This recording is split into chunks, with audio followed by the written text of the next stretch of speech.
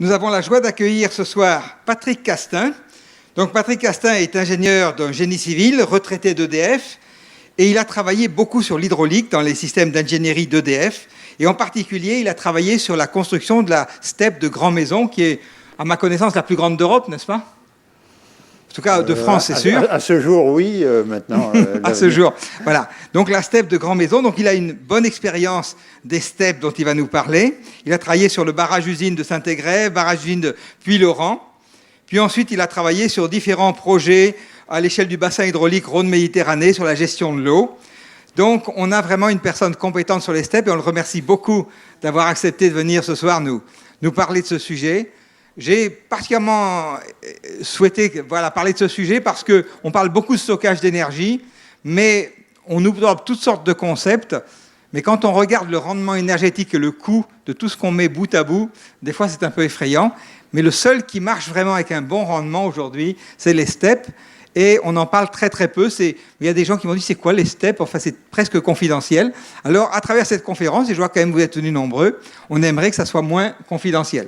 Et puis, il n'est pas venu tout seul. Il est venu accompagné de son ami Jean Fluchère et notre ami, que je remercie beaucoup. Jean nous avait fait une super conférence sur la transition énergétique, je ne sais pas si vous vous rappelez. Jean Fluchère est directeur du site nucléaire de Bugey et il interviendra au niveau des questions sur tout l'aspect énergétique.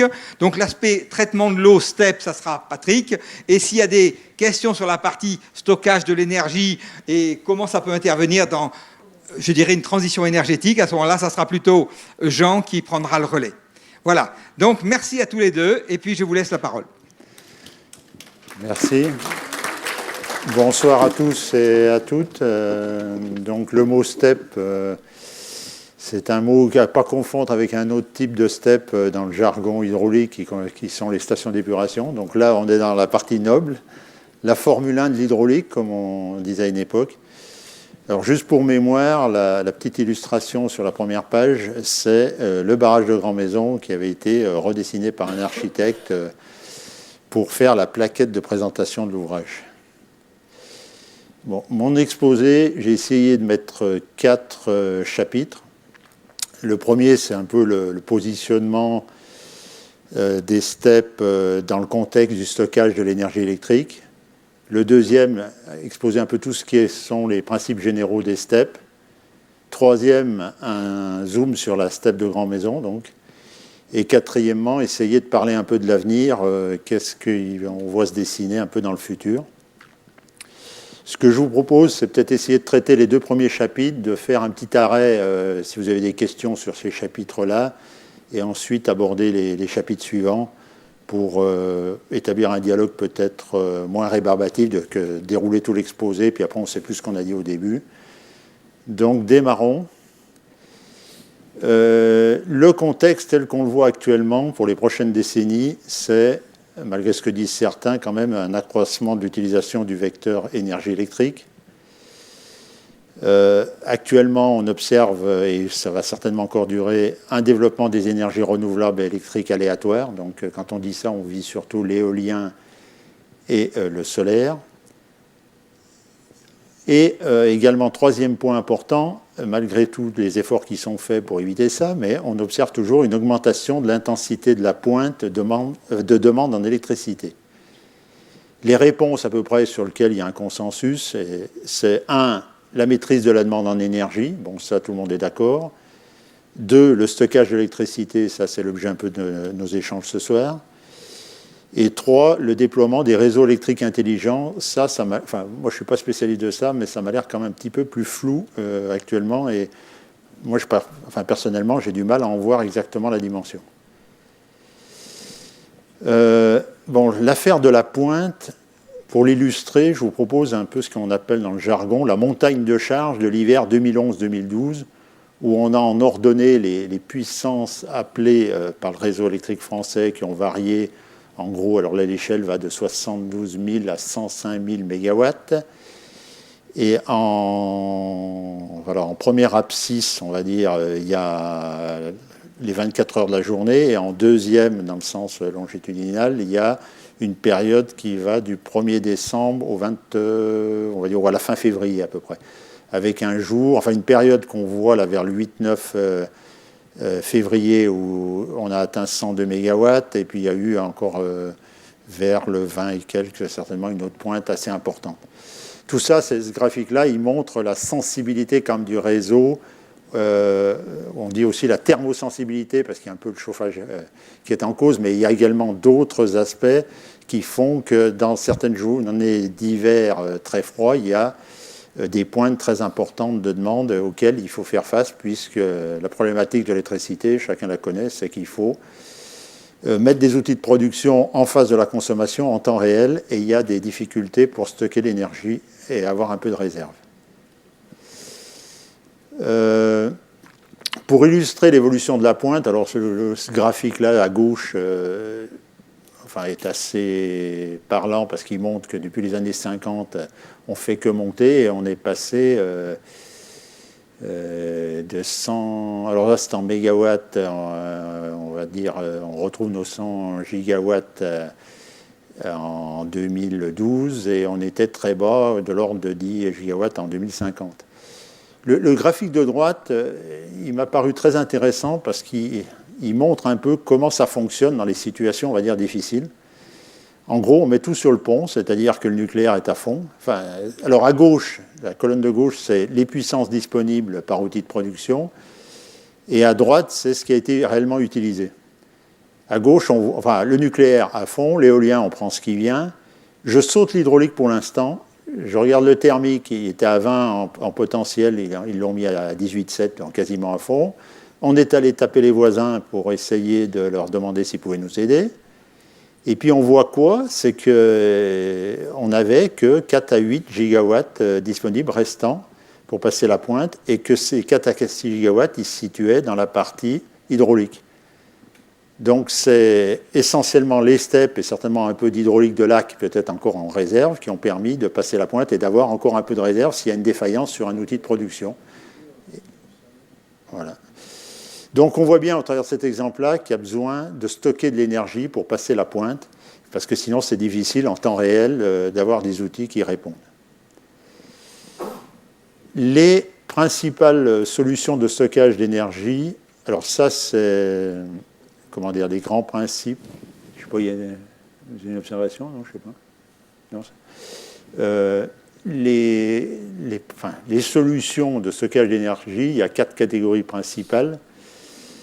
La première, c'est tout ce qui est stockage d'énergie mécanique potentielle, dans lequel on retrouve les barrages hydroélectriques, on va dire classiques, les stations de transfert d'énergie par pompage, qui sont finalement une adaptation des barrages hydroélectriques. Un autre système qui existe, c'est le stockage d'énergie par air comprimé.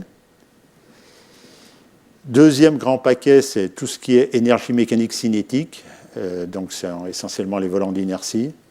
Troisième paquet, l'énergie électrochimique. Donc là, on trouve piles, batteries, condensateurs et vecteurs hydrogène. Et en quatrième paquet, l'énergie thermique, qui est représentée par tout ce qui est chaleur latente ou sensible. Alors, ces potentialités-là, elles n'ont pas la même capacité de réponse. Sur ce graphique, on trouve en abscisse, mais c'est une échelle logarithmique, la quantité d'énergie qu'on peut stocker en kilowattheure, et en ordonnée, les temps de décharge en secondes, minutes, heures. Pareil, ce n'est pas une échelle linéaire, quoi. Ce qu'on voit de manière assez rapide, c'est que la partie la plus intéressante, elle est là, et c'est le pompage hydraulique. Les bassins artificiels et offshore, c'est pareil, c'est du système en mer de pompage, et on trouve aussi l'air comprimé.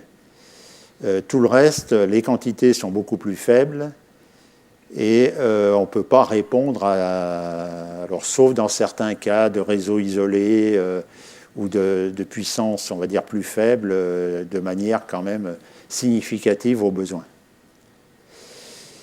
Là, j'ai trouvé un tableau qui essaye de résumer un peu les avantages et inconvénients de ces différentes technologies.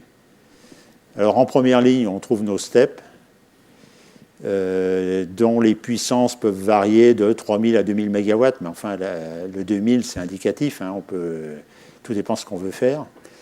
Ce qui est intéressant, c'est qu'on a plusieurs heures, à plusieurs jours d'énergie stockée suivant le volume qu'on a pu justement constituer dans la réserve amont. Les coûts d'investissement, bon, ils sont significatifs, mais ils restent raisonnables. Et ce qui est important de constater, c'est que l'essentiel du stockage actuellement, il se fait avec ce mode-là. C'est-à-dire qu'actuellement, on a 99% des capacités de stockage d'électricité qui sont faites par ce moyen-là, quoi. Deuxième vecteur, les stockages d'énergie par air comprimé. Potentiellement, bon, on trouve une gamme de puissance assez intéressante, des coûts assez raisonnables. Par contre, c'est beaucoup plus compliqué à trouver des sites, disons, compatibles. Et à ma connaissance, quand on cherche dans la littérature, on trouve 2 sites en exploitation industrielle, un aux États-Unis et un en Allemagne. Donc ça reste quand même beaucoup plus difficile à mettre en œuvre. Après, on trouve le vecteur hydrogène, qui est avancé par certains, mais qui n'a pas les mêmes à la fois coûts et puis rendement, satisfaction en termes de... Enfin, déjà puissance qu'on peut mobiliser, et puis en rendement, c'est quand même pas le top. Ça, c'est pas trop mis dans le transparent, mais... Bon, après, batterie et volant d'inertie, on ne joue plus dans la même gamme, donc on est ni dans les mêmes coûts, donc on est un peu en dehors de l'épure par rapport aux besoins. Donc là, c'est un petit peu une image, après je vais essayer de vous passer un petit film qui résume ça, qui présente un peu le principe de fonctionnement d'une steppe.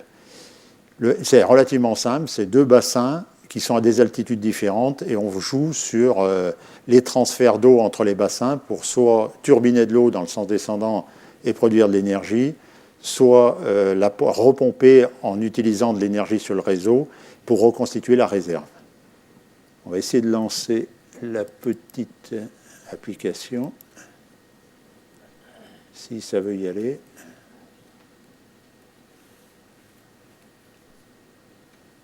Une station de transfert d'énergie par pompage, STEP, fonctionne en circuit fermé. Son principe repose sur une double retenue d'eau. L'eau du bassin supérieur, située en amont, est turbinée aux heures de très forte consommation, puis recueillie dans une retenue en aval. La retenue supérieure constitue donc une réserve d'énergie. La puissance de la centrale dépend de la hauteur de la chute d'eau entre les 2 bassins et de son début. À la demande, la turbine est mise en mouvement, prend de la vitesse en quelques minutes et entraîne dans sa rotation un alternateur qui produit l'électricité. Enfin, l'énergie produite par cet alternateur est évacuée vers le réseau de transport d'électricité par l'intermédiaire d'un transformateur.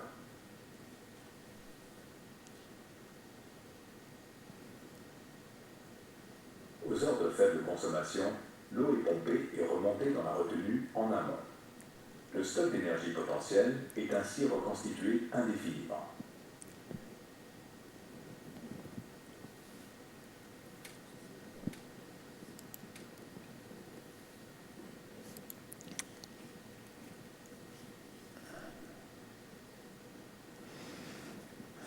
Donc l'illustration là représente la même chose, sauf que je vous signale, il y a une petite coquille, c'est que vous ne verrez jamais ça, c'est-à-dire que l'usine est toujours située en dessous du niveau du plan d'eau inférieur.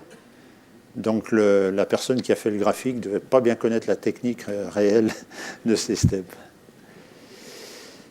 La première phrase en rouge, c'est le principe de base, hein, c'est-à-dire qu'on stocke quand la demande est faible et que l'énergie est excédentaire. Après, on verra comme elle est excédentaire, normalement, elle coûte pas trop cher, et on la réutilise en heure de pointe.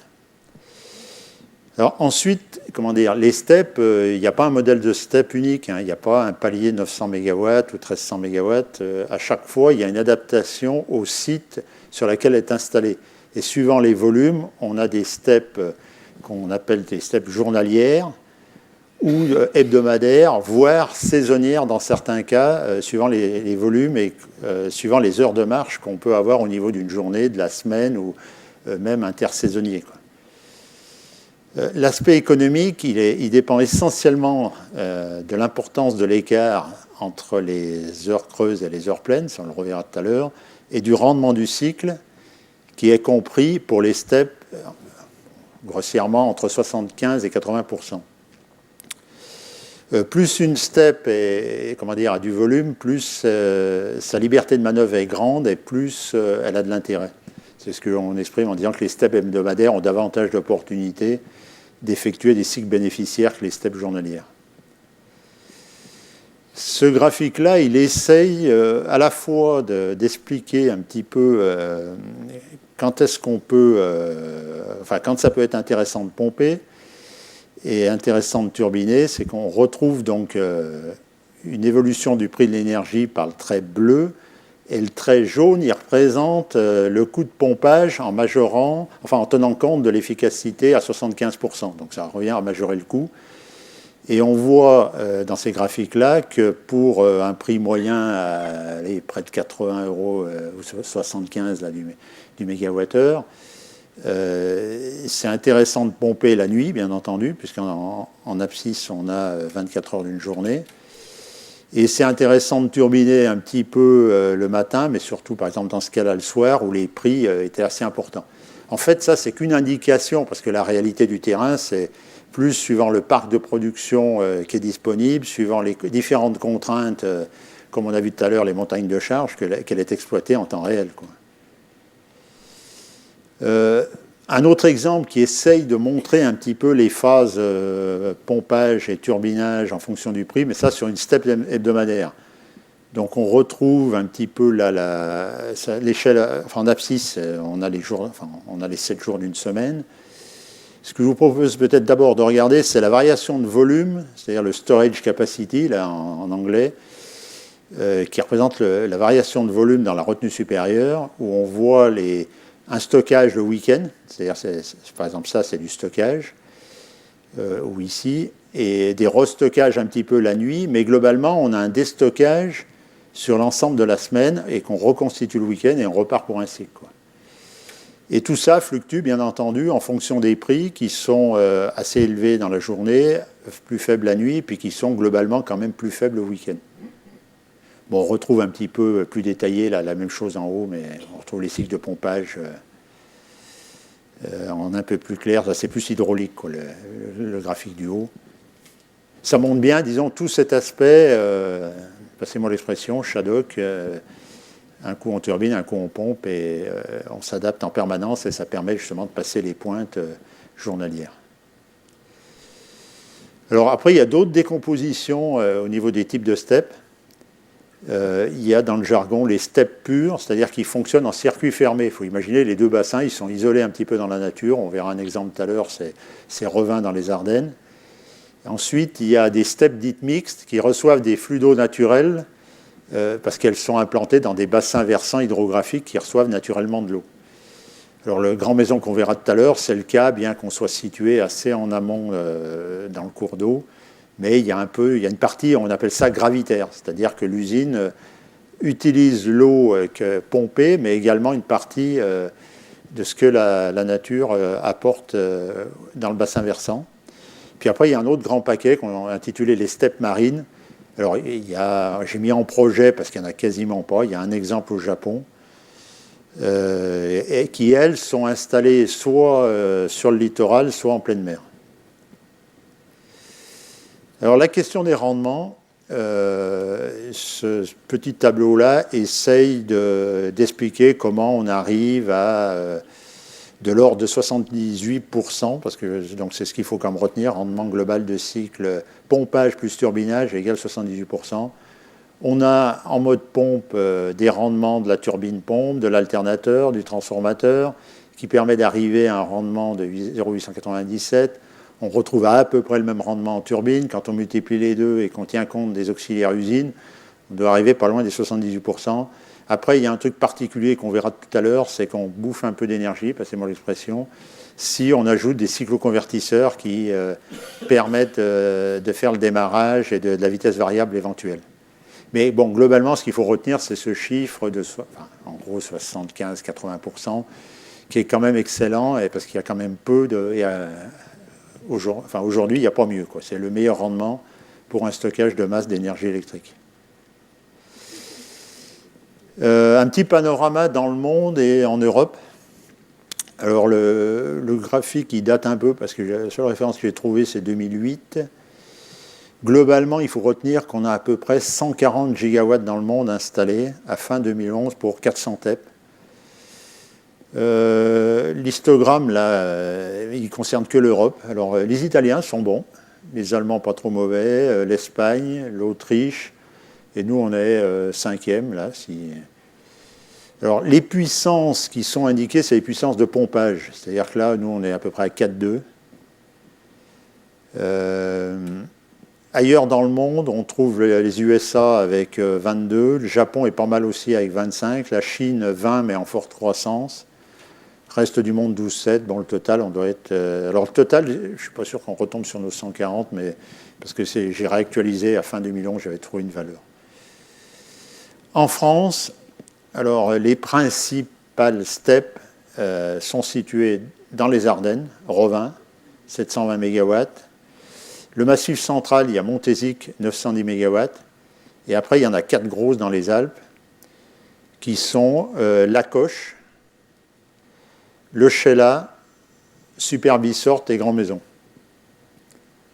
On les reverra un petit peu plus dans le détail.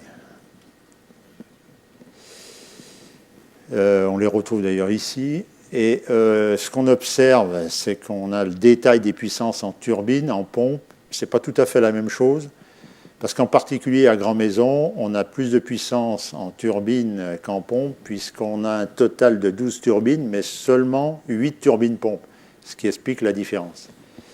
Ailleurs, ça c'est un peu plus près, mais il y a toujours des fois des petites différences de valeur. Qu'est-ce qu'on voit d'autre sur ce tableau? Le nombre de pompes, oui, on en a parlé un petit peu. Donc Grand Maison, ça reste la plus importante. Ce qui est important aussi de voir, c'est la période de mise en service industriel. MSI, ça veut dire mise en service industriel. La plus ancienne là-dedans, c'est La Coche, 77. Après, on doit avoir... Ah non, c'est Revin, pardon, 76. La Coche, 77, à peu près la même période. Ensuite, Sheila, 79. Montézic, 82. Et Grand Maison et comment ça s'appelle, Super-Bissort, 85, 87, mais en réalité, c'est à peu près démarré en même temps. On retrouve aussi en bas la notion que je vous ai expliquée tout à l'heure, la notion de produit type gravitaire. C'est-à-dire que Montézic et Revin, c'est des steppes pures. Le bassin supérieur ne reçoit pas d'eau naturelle. Grand Maison, on produit 216 gigawattheures par an à partir du gravitaire. Super-Bissort 250, La Coche 426, et celle qui a la part gravitaire la plus importante, c'est le Sheila, 670. C'est logique parce qu'elle est située relativement bas dans un bassin versant et elle court-circuite l'Arc dans l'Isère. Alors la vraie question, mais ça vous ne verrez jamais aucun chiffre, mais je vous en donnais quand même un sur Grand Maison, c'est que la part gravitaire, c'est combien d'énergie est produite par les cycles de pompage-turbinage.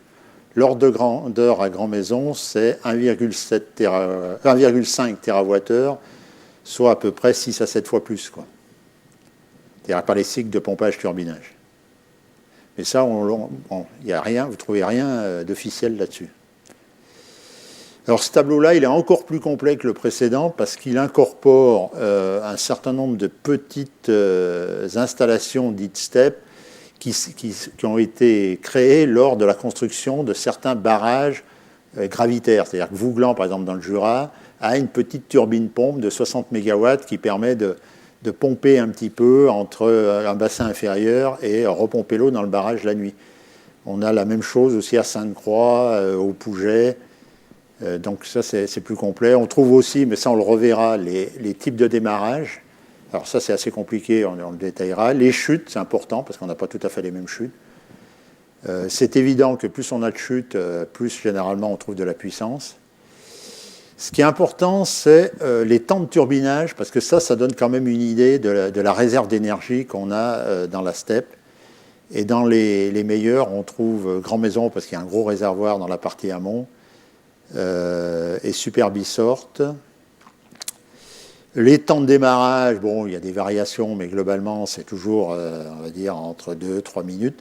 C'est-à-dire, ce qui est important de savoir, c'est que l'hydroélectricité, il n'y a pas plus performant entre le moment où vous appuyez sur le bouton pour démarrer et le moment où vous avez la pleine puissance. Puisque c'est un système, on ouvre un robinet, on lance la machine, on obtient le couplage avec le réseau. Là, on ouvre à la valeur désirée de la puissance, l'obturateur, l'injecteur, suivant le dispositif, et on a la puissance qu'on souhaite entre 2 et 3 minutes, suivant le temps qu'on met à démarrer et à coupler, quoi. Il n'y a pas plus performant. Alors, les modes de démarrage, ça, on commence à rentrer dans des considérations techniques un peu plus pointues. Et il y a eu un peu des évolutions. Alors, le plus simple, c'était on met rien, j'appelle ça, c'est-à-dire c'est le système un peu, le moteur asynchrone comme la coche. Mais là, on a des appels de courant assez importants, parce qu'on est en gros en court-circuit. Et il faut que le transformateur et le stator encaissent tout ça. Alors, ils sont un peu renforcés, mais bon, sans trahir un secret, la coche avait la réputation d'être régulièrement en démontage-remontage, parce que tout bougeait, ça secouait pas mal, et ainsi de suite, quoi. Alors, fort de cette expérience, les gens ont cherché un petit peu autre chose, et ils ont commencé à essayer de trouver des convertisseurs de fréquences.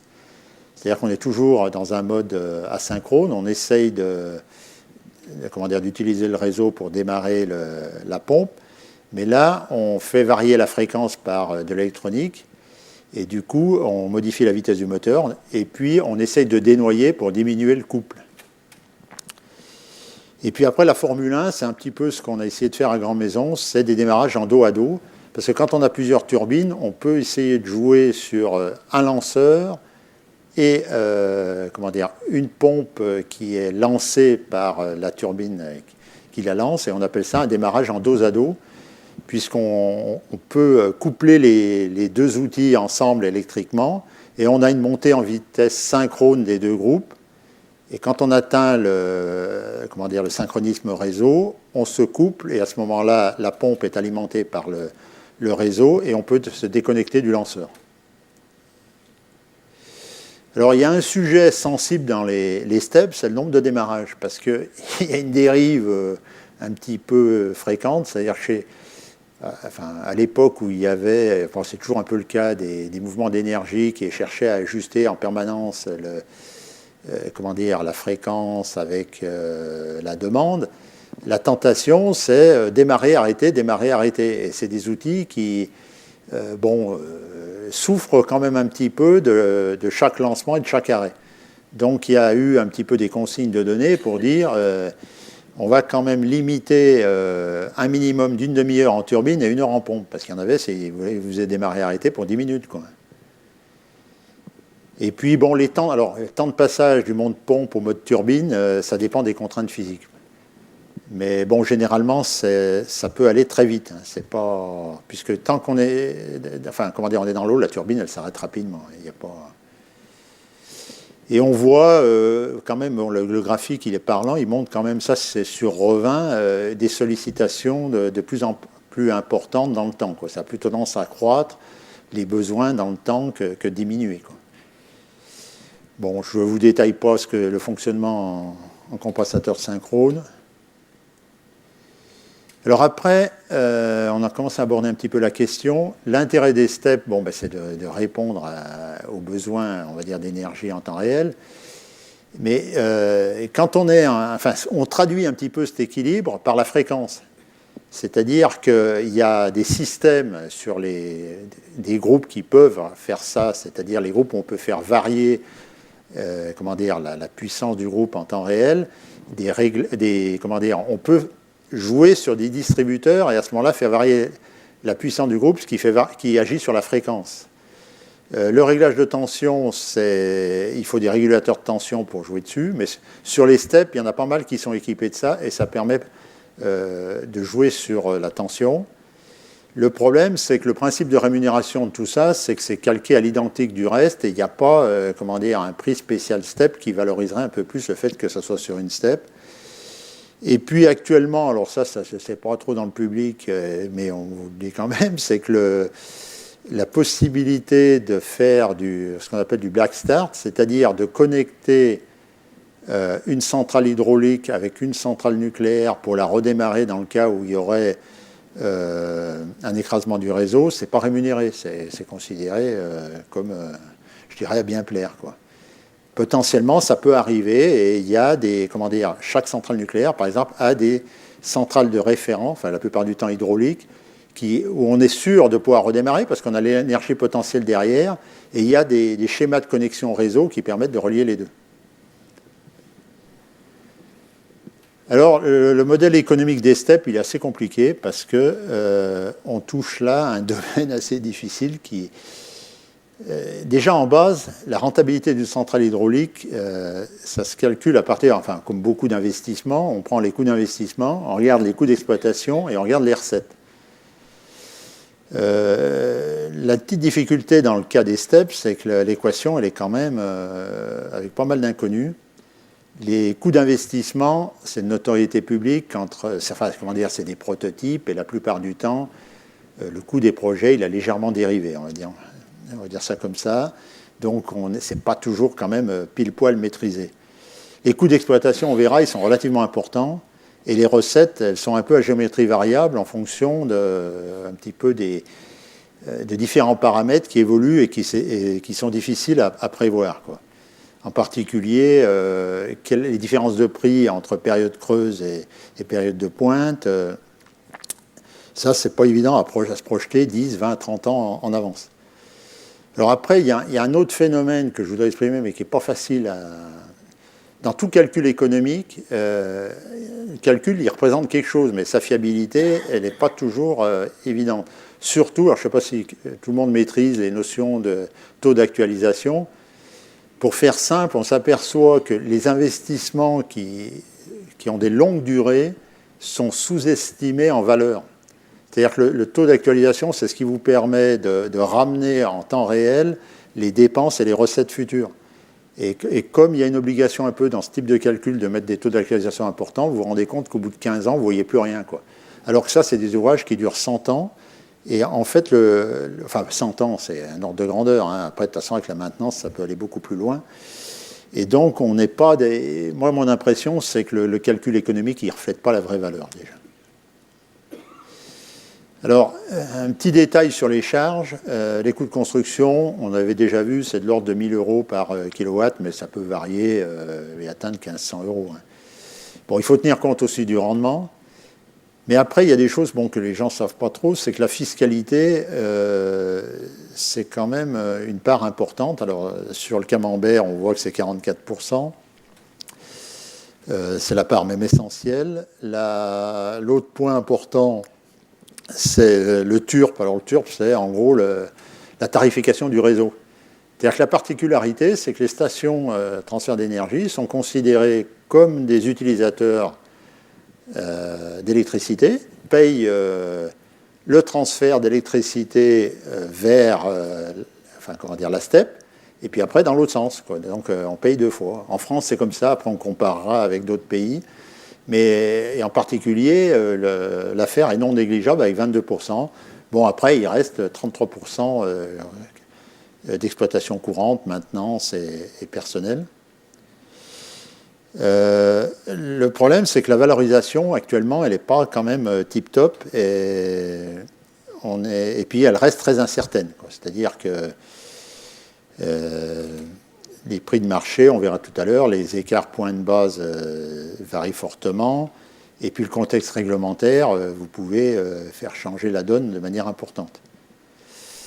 Ce raisonnement-là, il n'était pas en vigueur il y a 30 ans quand on les faisait. C'est-à-dire qu'à l'époque, c'était plus considéré... Enfin, l'aspect coût était moins sensible parce que c'était EDF qui avait tout le parc de production, il raisonnait en sécurité, il se disait, bon, il faut que j'évite un effondrement réseau, donc je me mets des outils de sécurité, un peu comme une assurance, même si c'est sûr que le kilowattheure produit va être le plus cher, mais en comparaison, ça coûte moins cher de se réaliser quelques équipements comme ça que d'avoir un effondrement réseau.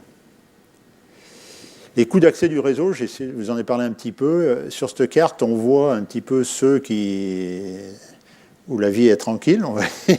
Non, je rigole, c'est en anglais, hein, mais c'est ceux où il n'y a pas de double tarification. Donc c'est l'Angleterre en vert, l'Espagne-Portugal, un peu les pays de l'Est, l'Italie. En rouge, c'est ceux qui ont double tarification. Et puis alors les hachurés rouges, l'Allemagne et la France, et je ne sais pas ce qu'ils entendent exactement par la distorsion, mais pour moi, ça sous-entend qu'il y a quand même des coûts trop élevés de coûts de réseau, quoi. Alors là, ce transparent-là, il essaye de représenter un peu les écarts entre la pointe et la base dans les différents pays européens. On retrouve dans les plus chers, alors je ne sais pas si tout le monde arrive à comprendre l'histogramme. Là, par exemple, on prend l'Italie, ça en foncé, c'est PEC, c'est la pointe, et là-dessous, c'est la zone hors pointe, quoi. Donc on voit que la pointe se balade entre 50 à peu près euros du mégawattheure jusqu'à 120.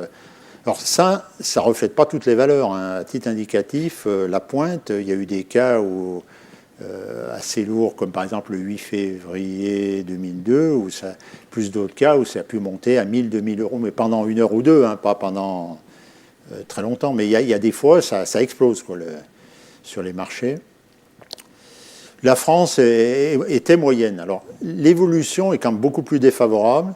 Ces dernières années, il y a comme un écrasement de cet écart, peut-être en partie à cause un peu de la réduction de la production industrielle en Europe, enfin différents phénomènes qui font qu'actuellement l'écart n'est pas si phénoménal que ça, et c'est pas avec ça qu'il faut compter se rémunérer de manière significative, quoi. Alors, ce transparent-là, il avait pour objet un petit peu de vous préciser un peu l'intérêt des steps qui sont à peu près à tous les niveaux, c'est-à-dire à la fois à partir du réglage primaire qui démarre de 30 secondes à quelques minutes, le secondaire, c'est de l'ordre de 10 minutes, le tertiaire, c'est 10-30 minutes, puis ce qu'ils appellent la balancing réserve, c'est-à-dire au-delà de 30 minutes jusqu'à 1 heure. On peut jouer dans toutes les catégories. Et par contre, tout ça n'est pas vraiment bien rémunéré. Et puis, le petit histogramme dans la partie basse, là, il représentait un peu la rémunération justement des services primaires de fréquence, où on voit que la France, c'est pas top. Zut.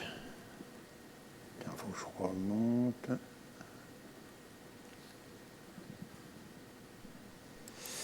La France n'est pas top en comparaison du Danemark ou de l'Est du Danemark, où, comme ils ont beaucoup d'éoliens, là, ça paye pas mal et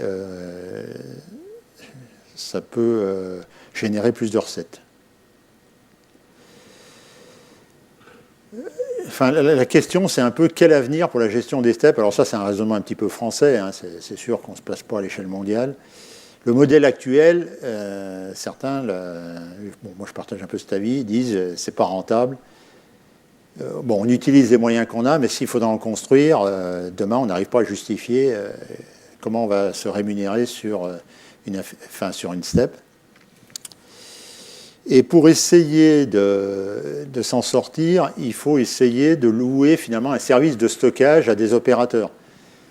D'équilibre, c'est-à-dire que l'idée, ça serait quand même un petit peu de dire à certains opérateurs qui ne font que de l'éolien ou que, par exemple, du photovoltaïque, leur dire, vous devez avoir une garantie de fourniture d'énergie et par rapport à ça, il faut vous adosser les services d'une steppe et rémunérer ces services, parce que sinon, c'est trop facile, je dirais, de mettre de l'énergie aléatoire, de toucher les bénéfices et de se dire, moi je fais ça, puis après débrouillez-vous pour le reste, quoi. Alors, il y a des réflexions en cours, et c'est le fameux marché de capacité, mais pour l'instant, on ne sait pas trop ce qu'il va y avoir dedans, quoi. Je ne sais plus si on va continuer peut-être un petit peu sur les aspects mécaniques. Là, j'avais une petite animation, mais je ne sais pas si on va la voir. Donc là, on a une petite centrale hydroélectrique en coupe. enfin un aménagement hydroélectrique, parce qu'on voit un petit peu le barrage, la partie usine, avec la turbine ici, l'alternateur au-dessus, le transformateur, la ligne d'évacuation d'énergie. Ça, pour vous donner un ordre de grandeur, c'est un peu les usines qui sont sur le Rhône. On retrouve cette typologie-là. Je ne sais pas si je mets en plein écran, non, ça coupe tout, c'est pas grave.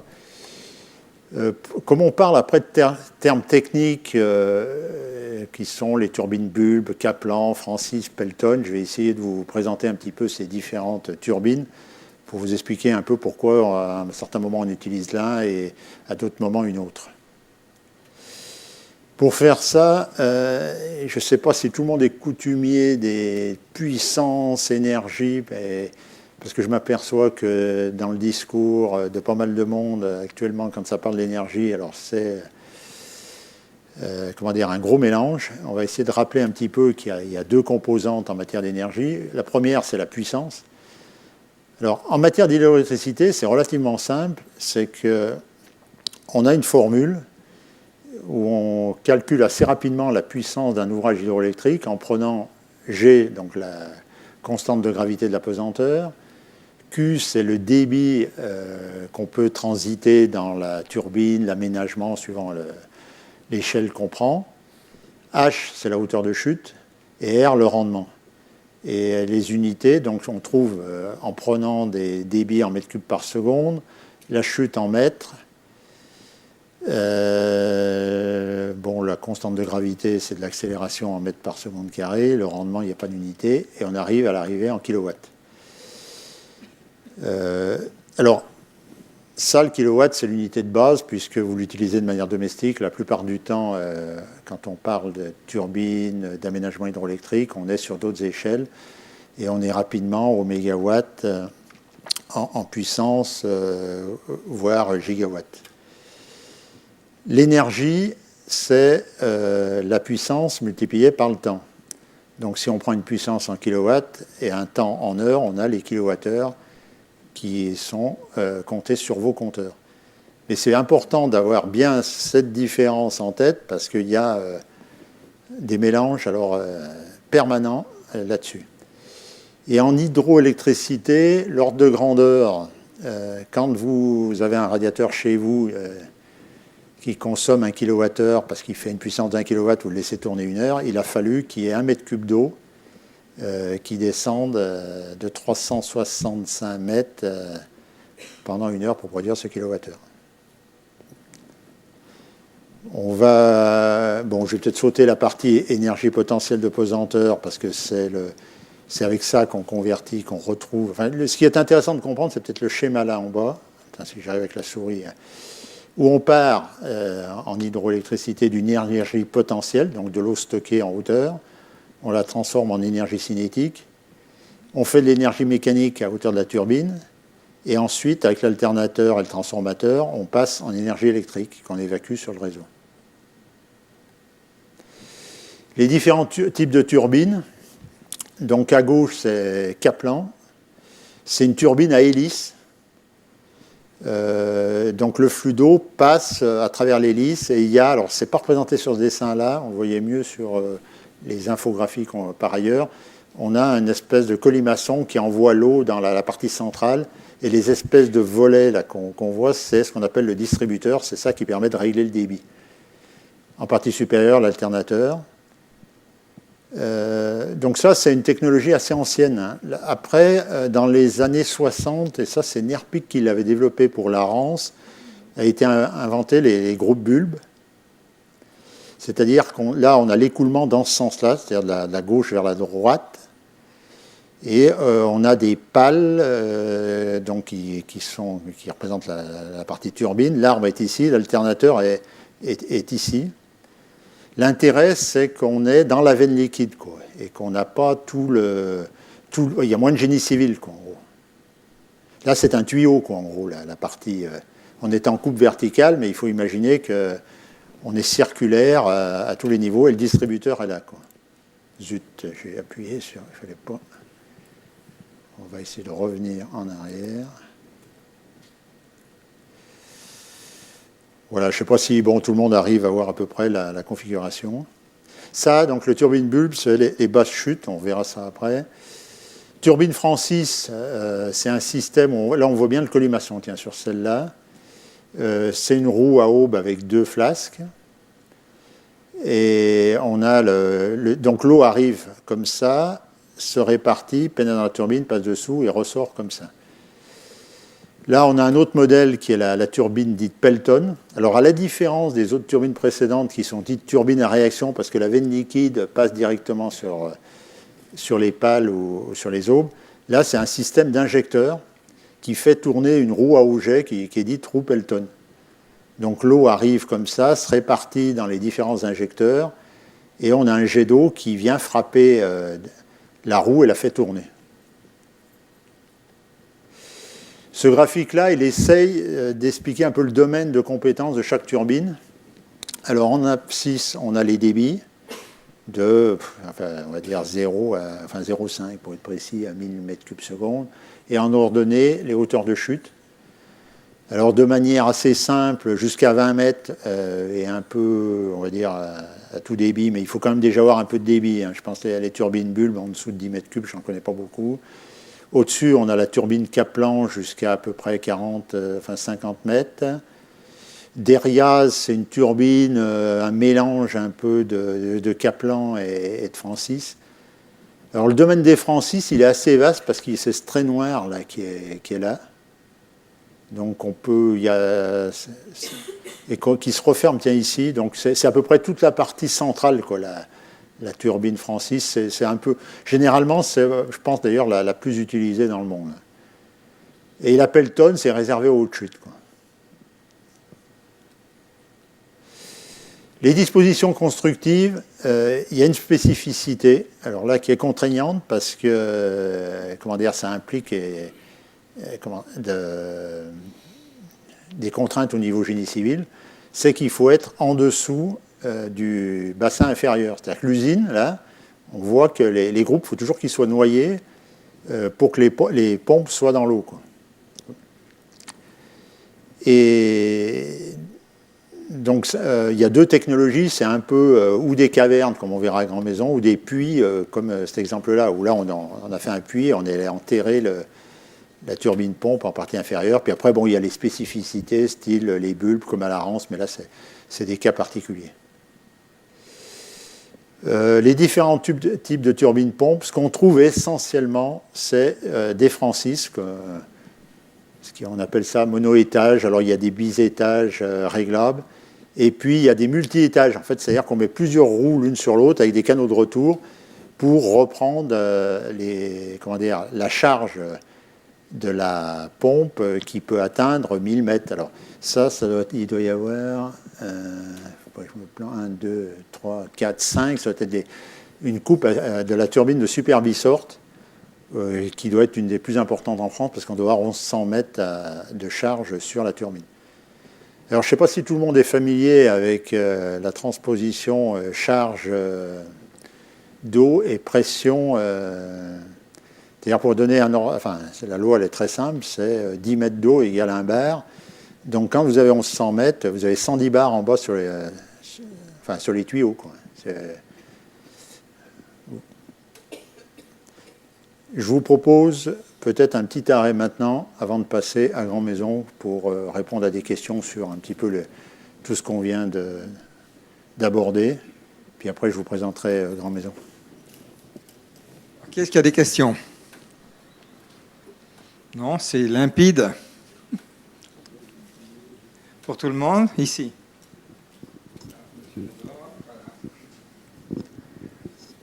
Merci.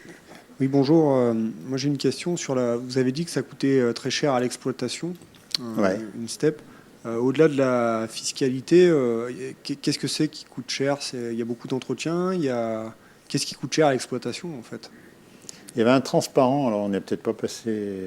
Attends, je vais essayer de le retrouver. Non, c'était après. C'est essentiellement le passage à RTE qui fait que maintenant, ils doivent payer 2 fois le Non, coût du non, transport. la fiscalité, c'est Et monstrueux. la Alors, fiscalité qui est très importante aussi, donc c'est beaucoup plus des je coûts n'arrive pas à le administratifs que des coûts directement liés à c'est la celui-là, technique, voilà. voilà le transparent. le camembert, là, pour moi, il était assez explicite parce que on voit 44% de fiscalité. Alors, bon, je vais vous parler de choses que je connais. Moi, j'ai fait Grand Maison. Si vous allez faire du ski à Vaujany, demandez aux gens combien ils payent de taxes d'habitation, combien ils payent l'eau et combien leur a coûté la liaison avec l'Alpe d'Huez. C'est-à-dire que, alors, dit autrement, l'hydroélectricité a été fiscalement fortement imposée au niveau des taxes foncières et les anciennes taxes professionnelles, on va dire. Et moi, j'ai le chiffre en tête que Grand Maison, ça représentait, alors en francs, j'ai le chiffre en francs, vous m'excuserez, mais bon, on divise par 6 et quelques, et on a le ratio en euros, c'était de l'ordre de 200 millions de francs par an qui étaient déversés aux départements, collectivités locales, et ainsi de suite. C'est impressionnant. C'est disproportionné, excusez-moi l'expression. Alors ça crée d'ailleurs des disparités, parce qu'après des rivalités entre villages, parce que celui-là qui a plus de... Vous voyez, je fais pas c'est un poste trop important et ça ne colle pas. Quoi. Alors après, deuxième problème, on l'a abordé, c'est les coûts réseau. Il y a des pays où l'approvisionnement doit être gratuit et du coup, ils ne payent pas le TURP. Quoi. Là, on se prend l'approvisionnement à hauteur de 22%. C'est un poste colossal. Hein. Après, bon, comme n'importe quelle installation industrielle, il faut faire de la maintenance. C'est-à-dire, de temps en temps, il faut changer les roues, changer des appareils, faire des renouvellements, on en parlera peut-être un petit peu tout à l'heure. Mais ça reste raisonnable, ça, c'est pas ça. Il y a des agents pour faire fonctionner, mais il y en a très peu, hein, des agents. Grand Maison, je crois qu'il doit y avoir une trentaine d'agents pour faire tourner l'usine. Hein. C'est-à-dire, il y a des agents d'astreinte qui interviennent s'il y a un problème, et ainsi de suite. La nuit, il n'y a personne, hein, ça tourne tout seul. Hein. Mais c'est plus en dépannage, en détection de problèmes, en intervention, mais ce n'est pas le poste le plus important. Je peux apporter un élément de réponse. Vous donnez le micro. Pour comparer les choses, vous avez une centrale hydraulique normale qui va fonctionner par éclusée, par exemple sur le Drac à Monténard. Cette centrale elle est alimentée gravitairement par de l'eau qui vient de son bassin versant. Et elle va débiter des kilowattheures à chaque éclusée. Et la recette, ça va être le produit du nombre de kilowattheures qu'elle va faire par ce qu'on appelle la valeur d'usage. Alors, la valeur d'usage, c'est un terme qui est défini par les mouvements d'énergie, par RTE, c'est-à-dire au moment où j'appelle cette centrale, c'est le moment où j'ai un choix à faire entre une centrale thermique ou le coût marginal d'une centrale thermique, par exemple, et puis cette centrale hydraulique. Donc on va lui donner une valeur d'usage qui va être variable dans le temps, et la recette va représenter le produit des kilowattheures par la valeur d'usage.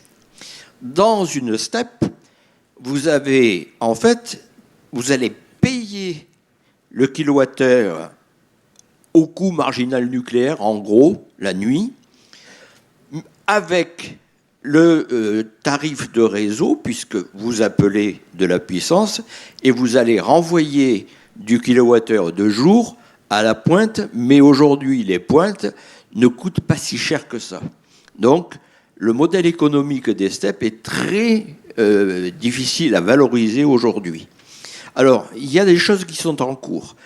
Par exemple, les Allemands ont considéré que toute leur industrie, en gros, devait être exonérée de la taxe sur les énergies renouvelables, ce qui fait qu'il y a eu une communication de l'Union européenne en disant il y a 65 secteurs industriels sur lesquels on peut baisser considérablement la taxe sur les énergies renouvelables et l'augmenter sur les particuliers, parce qu'il faut bien voir qu'à un moment donné, il y a quelqu'un d'autre qui va payer.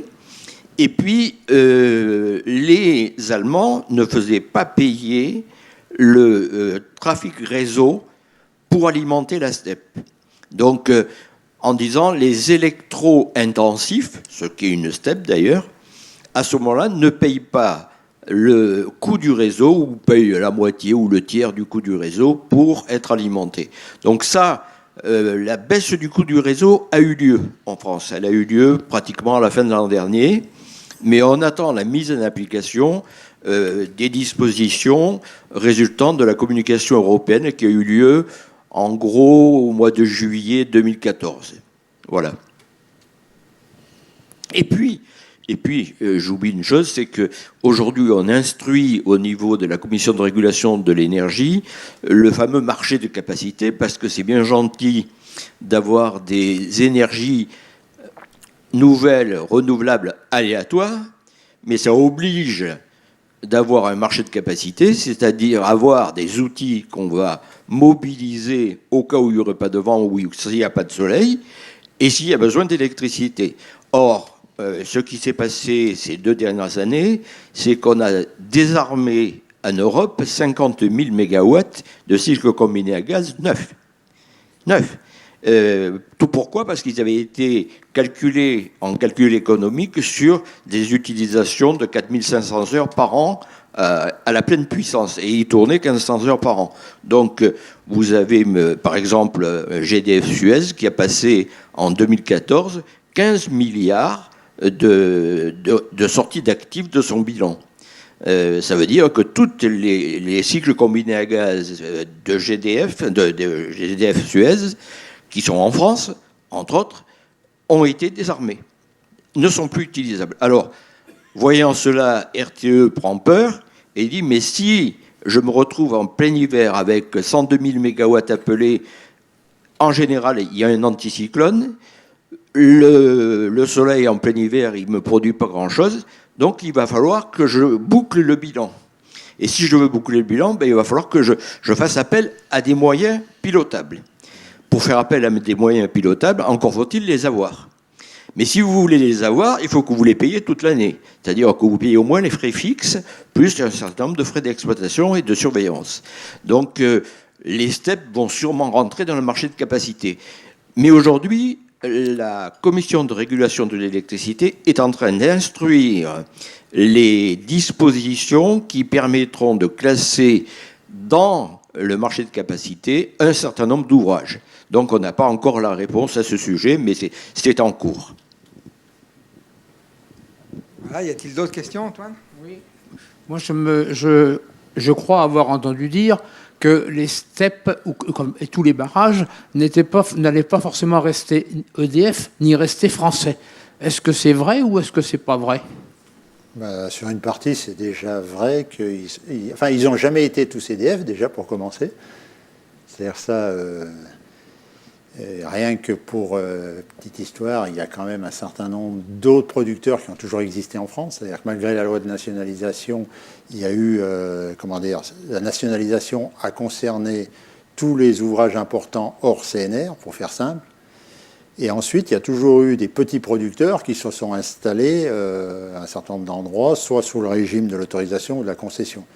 Alors, ce qui change dans l'évolution réglementaire, c'est que dans l'ancien système, on va dire, où EDF était EPIC, il était, pour faire simple, chaque ouvrage était renouvelé automatiquement au dernier concessionnaire.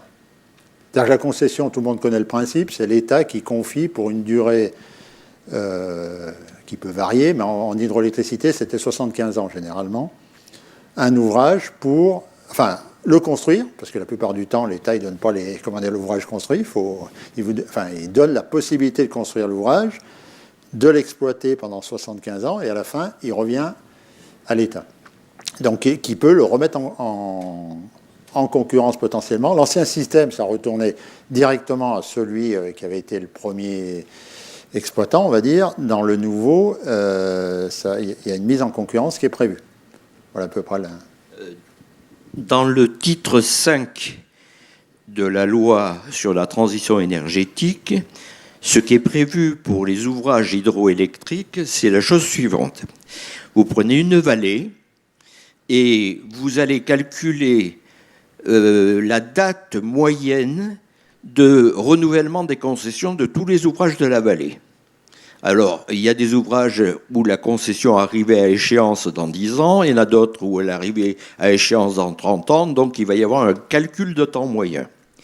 Ensuite, ces ouvrages vont être confiés à une société d'économie mixte qui aura un objet unique, c'est-à-dire l'objet de faire fonctionner la chaîne d'ouvrages de cette vallée. Alors, l'État aura 34% de cette SEM. L'exploitant qui sera choisi pour être l'exploitant de l'installation aura 33%, et les 33% autres seront ouverts pour des participations aux collectivités, aux particuliers, etc. Donc ça, c'est à peu près le schéma qui est donné dans le titre 5 de la loi. Le problème que nous avons à travers ce titre 5, c'est que si vous regardez aujourd'hui le fonctionnement du réseau français, sur RTE par exemple, vous voyez parfaitement que l'hydroélectricité, c'est le poumon du système électrique.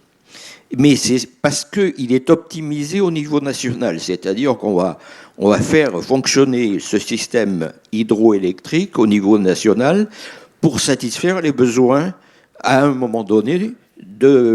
Par exemple, dans la journée, vous avez 6000 MW qui arrivent de puissance hydroélectrique, et souvent, à 7 heures du soir, vous voyez apparaître 12 000 MW.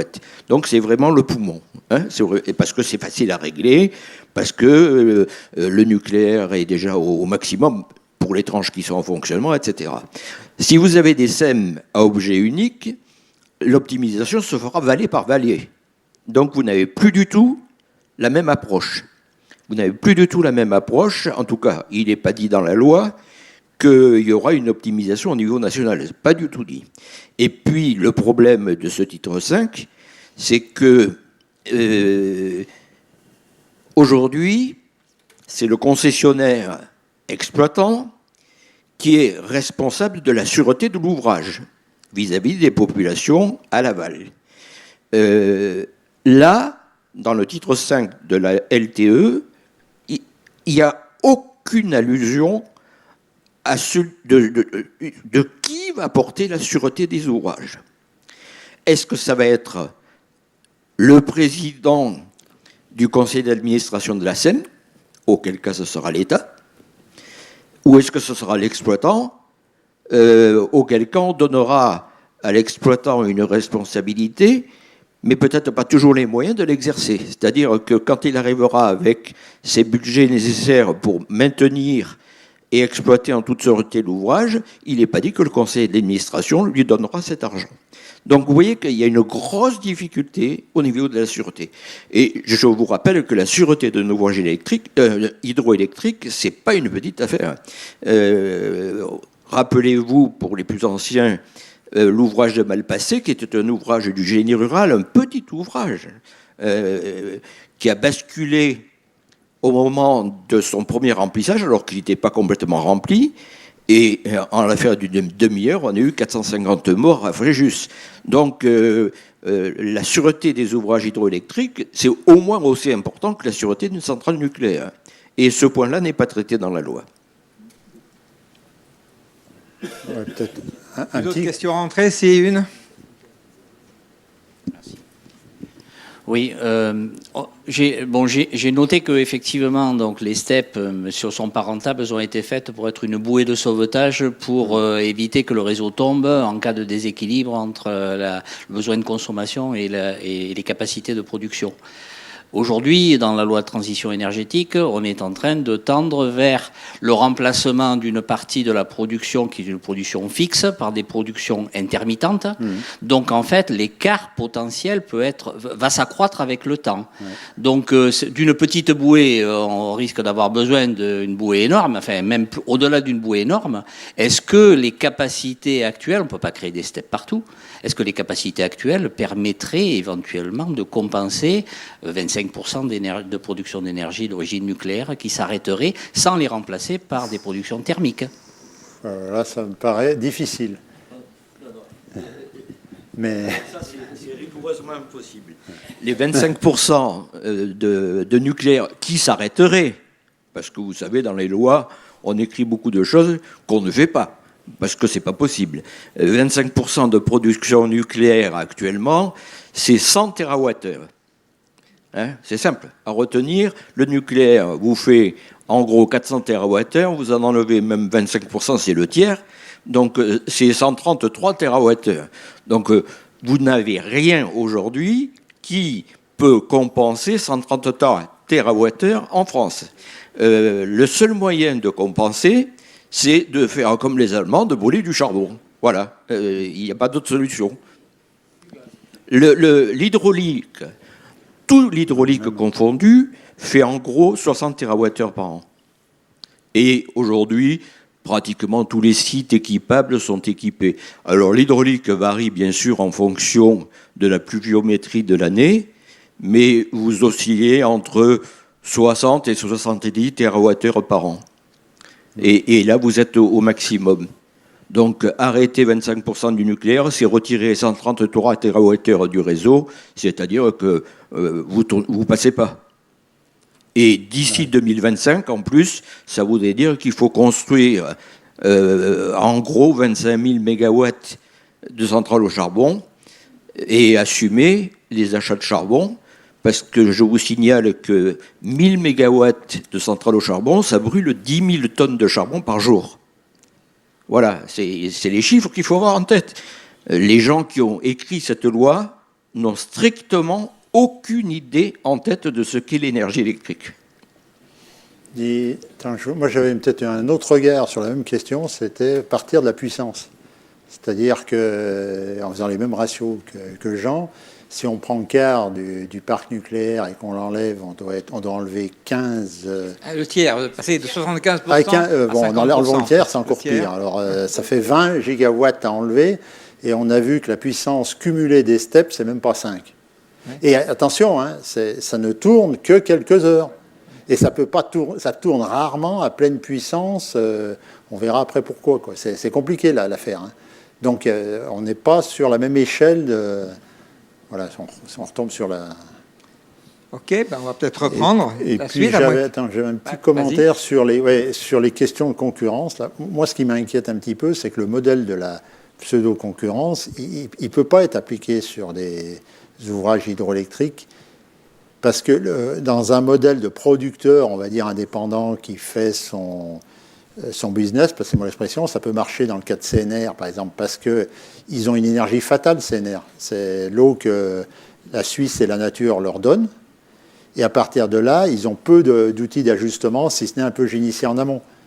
Donc là, c'est eux qui disent, moi, demain, je produis ça. Et puis au réseau de s'adapter. Sur les vallées de lac, ça ne fonctionne pas comme ça. Dans on va dire le système, on va dire performant intégré, c'est les mouvements d'énergie qui disent à tel moment je vais avoir besoin d'énergie, qui dit tu démarres à telle heure. Et vous voyez, on est dans l'autre schéma. Alors comment tout ça peut se mettre en place, moi je n'ai pas la réponse actuellement. Mais c'est important de bien comprendre qu'on est tout ce qui est parce que l'hydroélectricité c'est un paquet global dans lequel il y a plusieurs tiroirs et c'est pas du tout pareil. Les usines de fil de l'eau, on appelle ça, style le Rhône, des usines de lac qui n'ont pas les mêmes utilités vis-à-vis du système.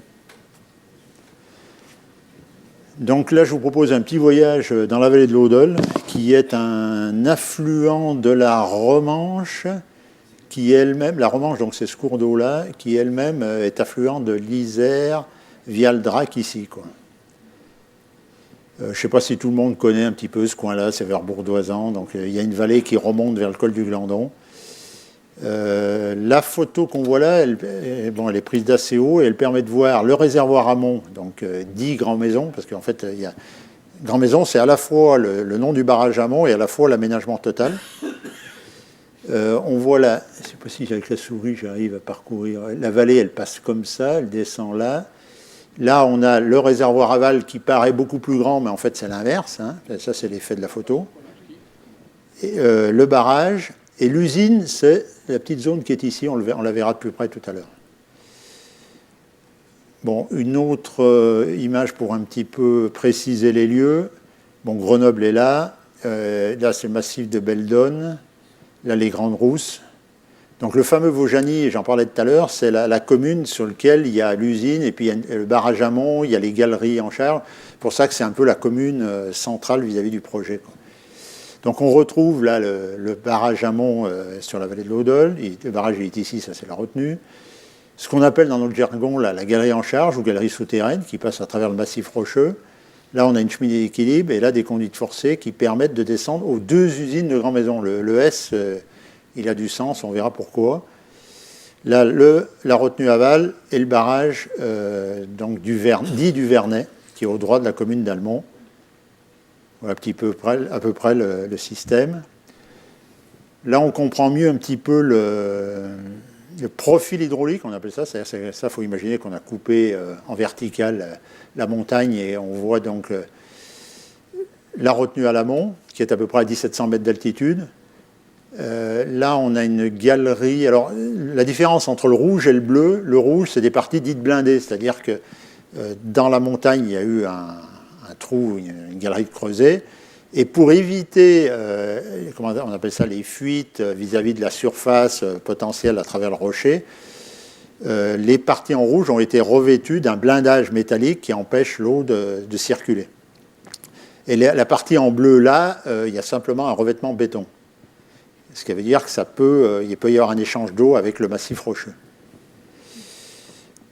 Donc le circuit hydraulique, c'est une galerie en charge ici. Je vous passe ici, bon, il y a des vannes qui permettent d'isoler la galerie.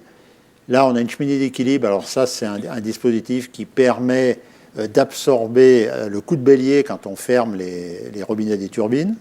C'est-à-dire que l'énergie se dissipe en montant dans la cheminée et on évite, disons, qu'on appelle ça une onde de pression dans les conduites forcées. Les conduites forcées, il y en a 3 parallèles qui distribuent les 2 usines qui sont en gros l'une sur l'autre. Alors, on a l'usine réversible qui est en dessous, on la reverra de plus près, et l'usine dite Pelton qui est en surface. Et donc là, on retrouve barrage aval qui est à peu près le niveau le plus haut à 770. Là, on a un zoom un petit peu sur le barrage amont et la retenue. Avec une coupe, alors cette coupe-là, elle est faite dans le sens amont-aval. Donc amont, pourquoi? Parce qu'on a la retenue d'eau ici. La conception, c'est ce qu'on appelle un barrage en terre et en enrochement, c'est-à-dire qu'il y a un noyau central étanche. Alors quand on dit étanche, c'est de la terre, enfin c'est de l'argile, mais même argile avec quand même quelques cailloux. Et on est sur des perméabilités assez faibles, mais il passe un peu d'eau quand même, hein. Et donc, pour récupérer cette eau, si j'arrive, il y a en aval une zone là, de filtre et drain qui permet de récupérer l'eau et de la renvoyer, par exemple, à l'aval ici, ou de la récupérer dans une galerie en dessous et de l'évacuer. Et la sécurité de l'ouvrage, c'est de surveiller justement les drains et d'éviter, surveiller que les débits ne montent pas, ce qui serait le signe d'une fuite à travers le noyau. Le reste, c'est en coupe du barrage, c'est des recharges, on appelle ça, assez perméables à l'amont parce qu'il faut, quand on vide la retenue, qu'il n'y ait pas de cercle de glissement. Il faut que l'eau se draine dans le barrage lui-même. Et à l'aval, c'est des matériaux, on va dire, plus communs qui sont plus là pour faire poids, puisqu'on a en gros 15 millions de terres qui tiennent 150 millions de mètres cubes d'eau, pour donner la valeur. L'autre coupe est dans le sens transversal et on aperçoit le dispositif qui est en place pour à la fois étancher le rocher sous le noyau, c'est ce qu'on voit dans ce plan-là, il y a eu des injections de fait, et puis ici on a des drains aussi qui cherchent à récupérer des fuites qui pourraient se passer dans la partie rocheuse. Alors une des particularités, c'est géologiquement, il y avait une rupture un petit peu géologique avec du cristallin en rose et puis du lias qui est un marneau calcaire en noir sur la rive gauche. Alors cette photo, pas grand monde l'a vue parce que c'est moi qui l'ai prise quand j'y étais en 77. Donc c'est un petit voyage dans le temps. Le site à son origine, on voit la vallée là au fond où coulait la rivière.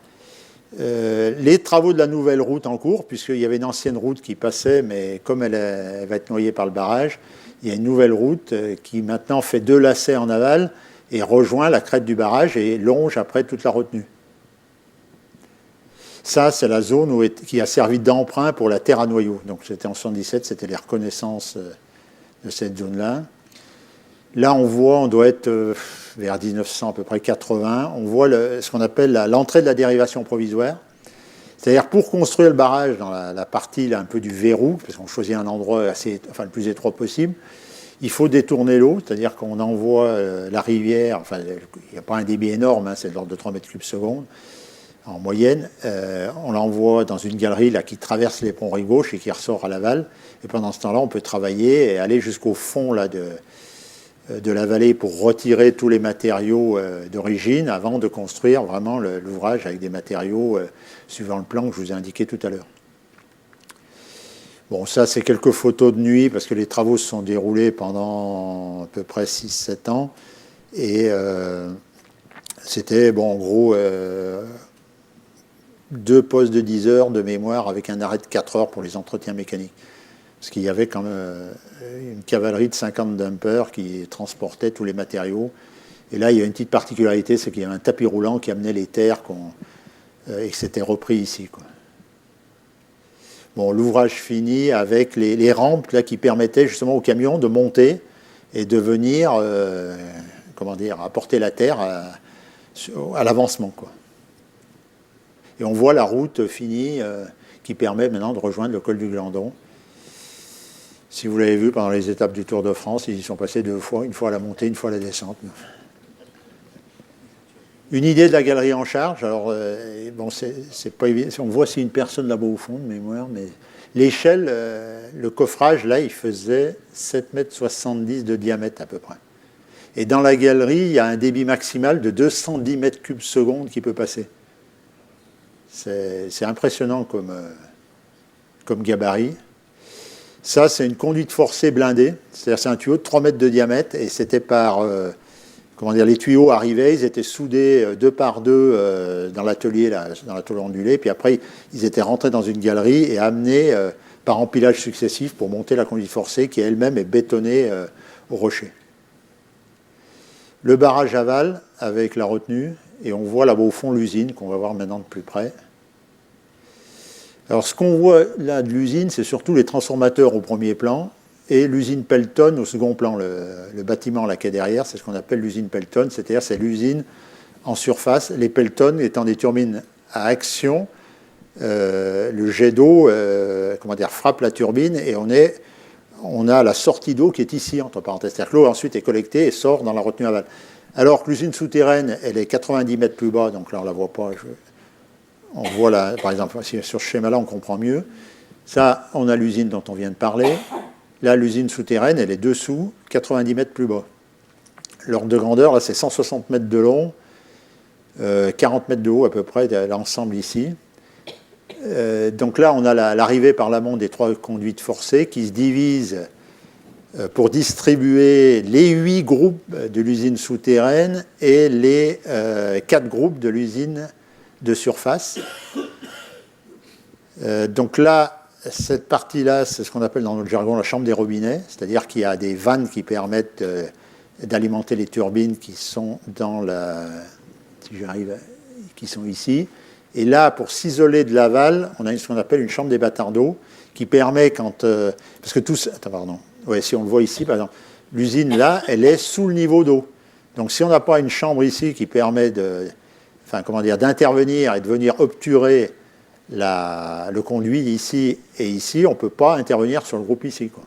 Je ne sais pas si c'est suffisamment clair. Et là, sur cette vue-là, on voit l'usine Pelton donc en coupe ici et l'usine avec les groupes réversibles en dessous, à peu près, donc j'ai dit 80-90 mètres plus bas. Là, les 8 groupes de l'usine pompe, répartis en gros en 2 x 4, et les 4 Pelton en partie supérieure. Ce puits-là, c'est le puits par lequel étaient descendus tous les matériels. Donc tout ce qui est turbine, alternateur, enfin tout le matériel est passé par ce puits. Je ne vous ai pas indiqué comme un point, là en rouge, on voit ce qu'on appelle les jeux de barres, c'est-à-dire c'est par ces... en gros c'est des tuyaux, mais en fait dans lesquels il y a des barres. que remonte l'énergie produite par les groupes, et c'est en 15 kV et transformé en haut en 400 kV pour être évacué sur le réseau.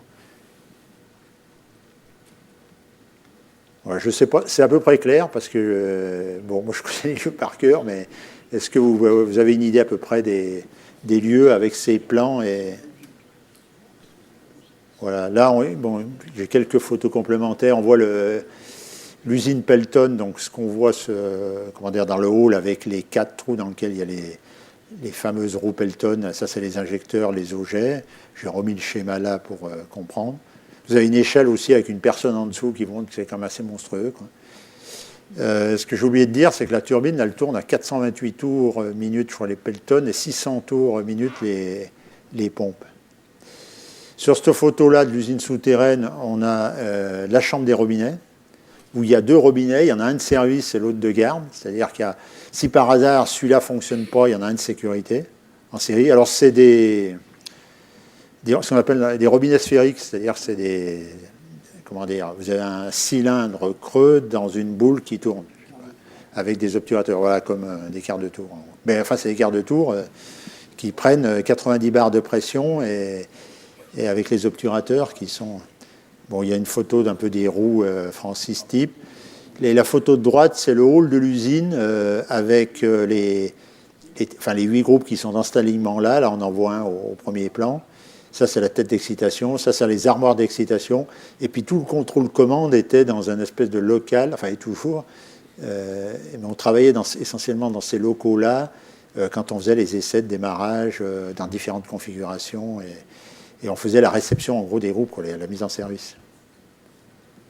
Bon, cette photo-là, elle donne une idée des roues turbines et du rotor de l'alternateur de l'usine souterraine. Alors, la spécificité de Grand Maison, je vous l'ai dit un petit peu tout à l'heure, c'est le fameux démarrage en dos à dos, qui est fait de manière donc synchrone, c'est-à-dire qu'on... Alors, je ne sais pas si on va, enfin, vous arrivez à lire le graphique qui est là.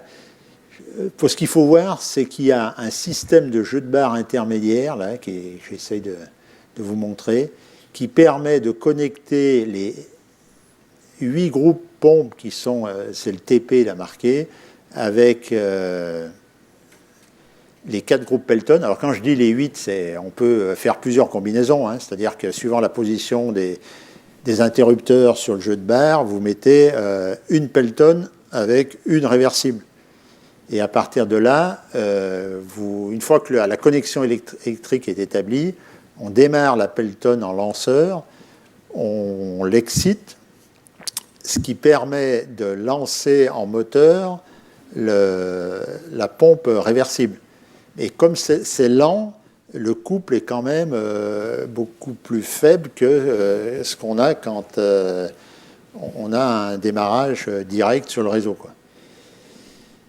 Une fois qu'on atteint la vitesse de synchronisme, on coupe la pompe au réseau, et à ce moment-là, c'est le réseau qui alimente la pompe, et on découple comment ça s'appelle, le groupe Pelton, et on l'arrête, quoi. Et on peut, au bout d'un certain temps, parce que la Pelton, elle met un peu plus de temps à s'arrêter, la réutiliser pour redémarrer une autre pompe. C'est pour ça on hésite à démarrer, à arrêter en permanence. Il y a quand même une manip. Bon, avec les automatismes, ça se fait tout seul, mais ça implique un certain nombre de choses. Alors, ce qui est un petit peu difficile à comprendre, c'est comment, sur la même conduite forcée, on peut être en turbine et en pompe, hein. C'est-à-dire que c'est une histoire de pression, en fait. Il faut...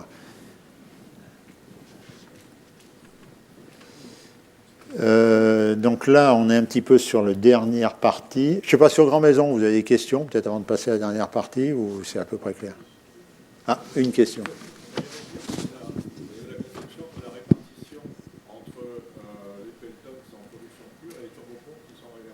Oui. Oui.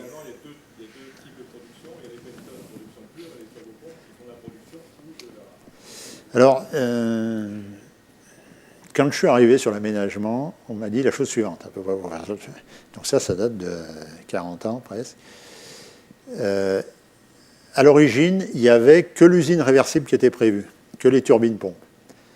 Et puis il y a dû y avoir des calculs économiques de fait pour se rendre compte que finalement, à partir des mêmes ouvrages,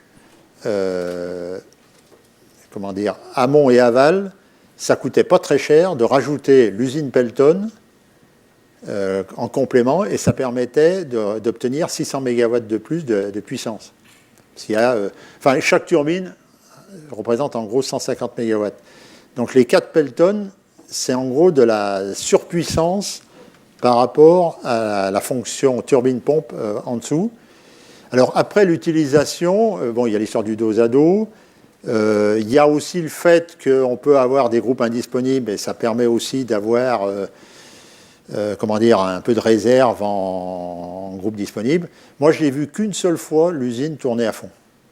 C'est-à-dire une fois, on a réussi, d'ailleurs, personne n'y croyait qu'on arrive à mettre les 12 groupes en même temps. On a réussi à les mettre, pour faire d'ailleurs l'essai de déclenchement global, parce qu'on en a profité pour d'un seul coup arrêter tout et voir si la cheminée d'équilibre fonctionnait suivant les normes.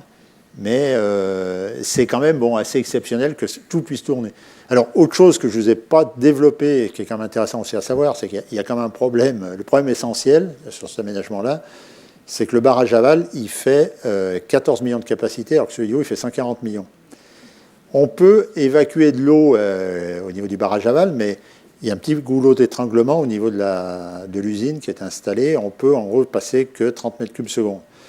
Donc ce qui se passe dans la réalité, c'est qu'on peut tourner un certain nombre d'heures à pleine puissance aussi, parce qu'il descend 200 mètres cubes secondes, et de mémoire, en 8 heures, si on part d'une côte basse, on remplit le barrage aval. Donc c'est ce qui explique aussi, pour répondre à la question de tout à l'heure, qu'on ne peut pas faire la pluie et le beau temps avec tout ça. Voilà. On peut répondre à certaines demandes un peu ponctuelles, mais on ne peut pas durablement remplacer certains outils de production qui font de la base ou de la semi-base. On est dans de la Formule 1 qui fait vraiment un Grand Prix en 2 heures. Passez-moi l'expression. Ouais. Quelle est la puissance de chacun des groupes de pompage ? 150 MW, c'est à peu près la même valeur. Alors, ça, c'est des valeurs, j'ai jamais compris, qui affichées dans la réalité. En pompe, on était assez fort, c'est-à-dire qu'il pour faire, moi ce que j'observais, parce qu'il fallait mettre bien, passez-moi l'expression, on consommait 150, 160 MW pour pomper l'eau, et quand on était en turbine, on n'en retrouvait que 140, à peu près. Et je pense que c'était pas tout à fait le rendement, il n'y a pas que le rendement là-dedans, quoi. Je pense que je ne m'explique pas bien clairement, mais l'ordre de grandeur, c'est pour ça qu'on arrondit tout à 150. Mais c'est assez important, 150 MW, c'est déjà des beaux outils. En turbine, vous n'en trouvez pas, ça ne court pas les lieux. Pour donner un ordre de grandeur, les turbines sur le Rhône, c'est, je ne sais pas, 20, 30, 40 MW. Et les usines font beaucoup moins. Mais par contre, ça produit une énergie en base beaucoup plus longtemps. Ce n'est pas du tout le même système, quoi. Là, on a beaucoup d'énergie parce qu'on a de la chute, 1000 mètres, et on a des débits quand même assez conséquents, parce qu'une turbine, ça tourne 17 mètres cubes secondes environ, quoi. Donc c'est pour ça qu'on retrouve des grosses puissances. Mais l'objectif, je rappelle, c'est avoir de la puissance. C'est pas fait pour produire de l'énergie, ça. Voilà. Je ne sais pas s'il y a d'autres questions, et puis on passe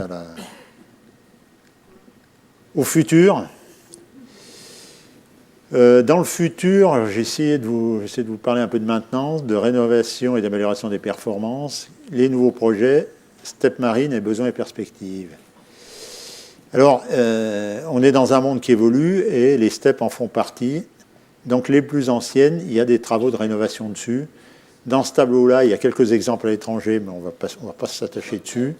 Les points importants à retenir, c'est que à la coche, on a trouvé l'intérêt, je commence par ça, de rajouter une turbine Pelton. Parce que le rendement d'une Pelton est meilleur que d'une Francis, déjà, sur des hautes chutes. Et deuxièmement, je ne sais pas comment dire, mécaniquement, c'est plus simple, il y a moins de travaux. Et puis, ça gonfle aussi en puissance. C'est-à-dire qu'on peut, on obtient une puissance facilement supplémentaire, à condition de ne pas l'utiliser longtemps, quoi. Le Sheila, c'est autre chose qui est recherché, c'est le remplacement d'un des deux groupes par une turbine pompe à vitesse variable. Alors là, les développements de l'électronique de puissance ont permis d'envisager, ce qui est en train de se faire, d'essayer de faire varier la vitesse de la turbine, de la pompe, qui généralement est constante dans tous les... ce qu'on voit jusqu'à présent, dans toutes les autres steppes. Et là, l'intérêt, c'est que ça permet de mieux ajuster, comment dire, enfin, à la fois le débit et à la fois la puissance qu'on veut mettre sur la pompe. Et puis Revin, il y a une réhabilitation de 4 turbines pompes. Tiens, je croyais que j'avais... Alors on attaque par le Sheila, dont je vous ai parlé un petit peu. Ce qui peut-être qui est intéressant, c'est de voir que le Sheila, c'est situé dans la vallée de l'Arc, là, avec la galerie qui traverse un massif sous Beldon.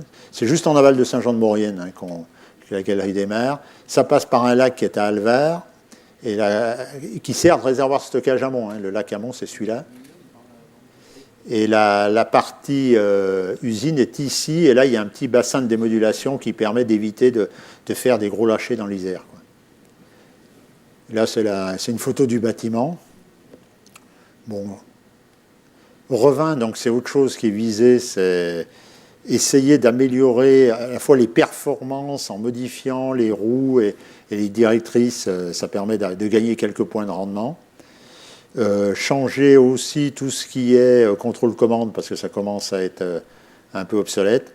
Donc il y a un groupe par an qui est fait, c'est-à-dire qu'il y a un groupe chaque année qui est entièrement refait. Sur 4-5 ans, l'ensemble doit être remis dans des conditions plus performantes. Alors Revin, on voit bien là le fait qu'on a un réservoir sur un plateau perché et puis une retenue en aval. Mais là, il n'y a pas d'apport externe d'eau. Donc, comme tout à l'heure, il y avait une question pertinente sur l'incidence des ENR aléatoires. On s'aperçoit qu'il y aura certainement et logiquement nécessité d'un développement de STEP. Ces deux premiers diagrammes, c'est essayer de donner une idée du développement de l'éolien terrestre et offshore en France, là, en termes de puissance mise sur le réseau. Donc là, on est en gigawatts, on passe de carrément, bon, là, ils ont mis 0, mais enfin, il y en avait un petit peu avant, à 30 gigawatts vers 2030.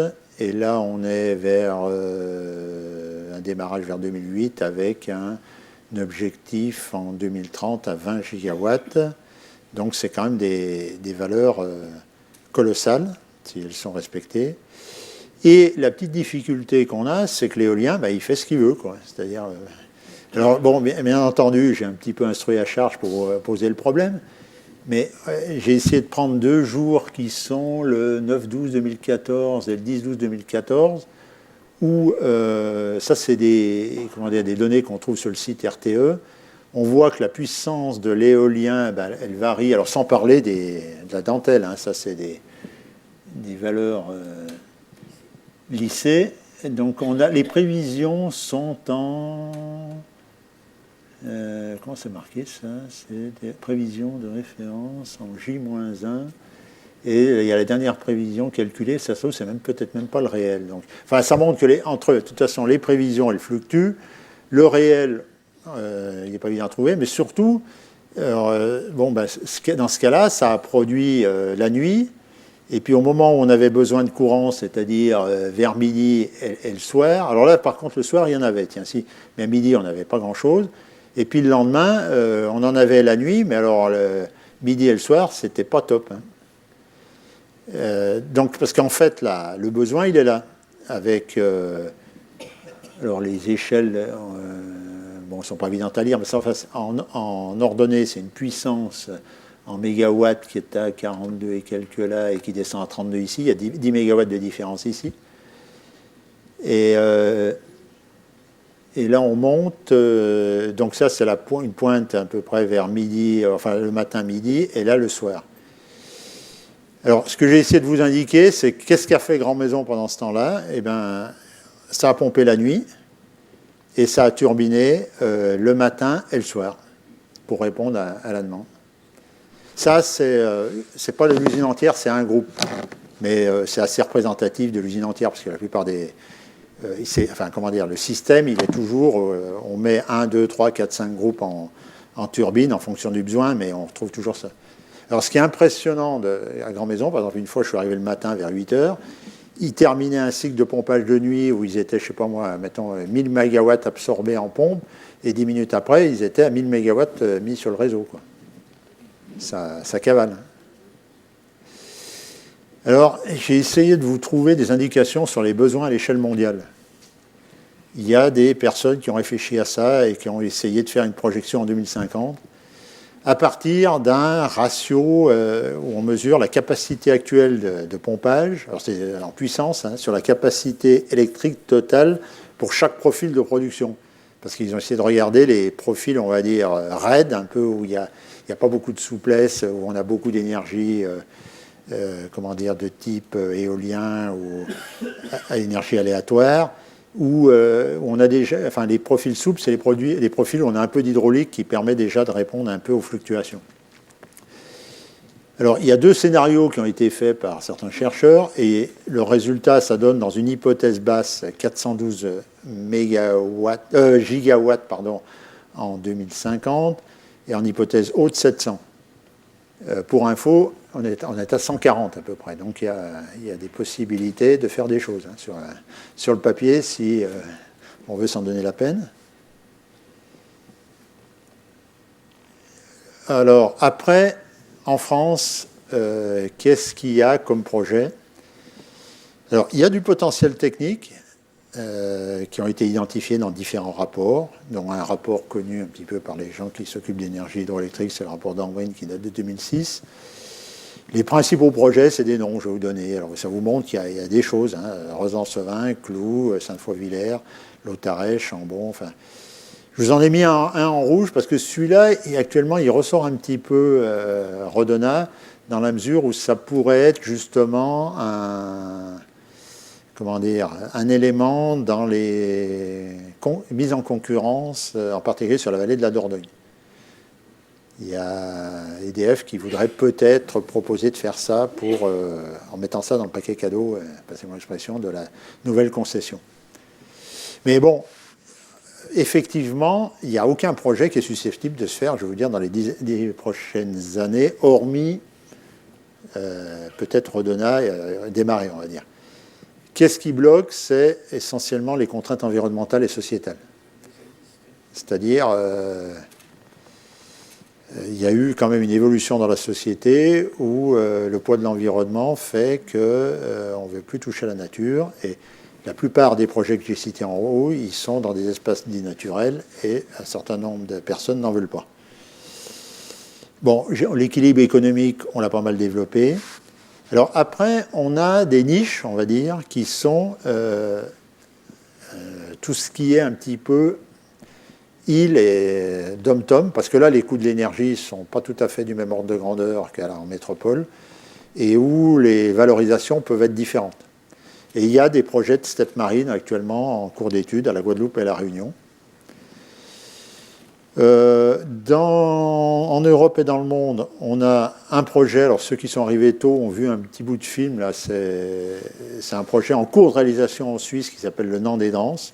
J'ai une diapo après, je vous la montrerai. En Allemagne, il y a un projet Addorf, mais alors là, ce qu'il y a de pas mal, c'est qu'entre les verts locaux et nationaux, personne n'est d'accord, c'est-à-dire que les verts locaux n'en veulent pas, les nationaux, ils veulent le faire.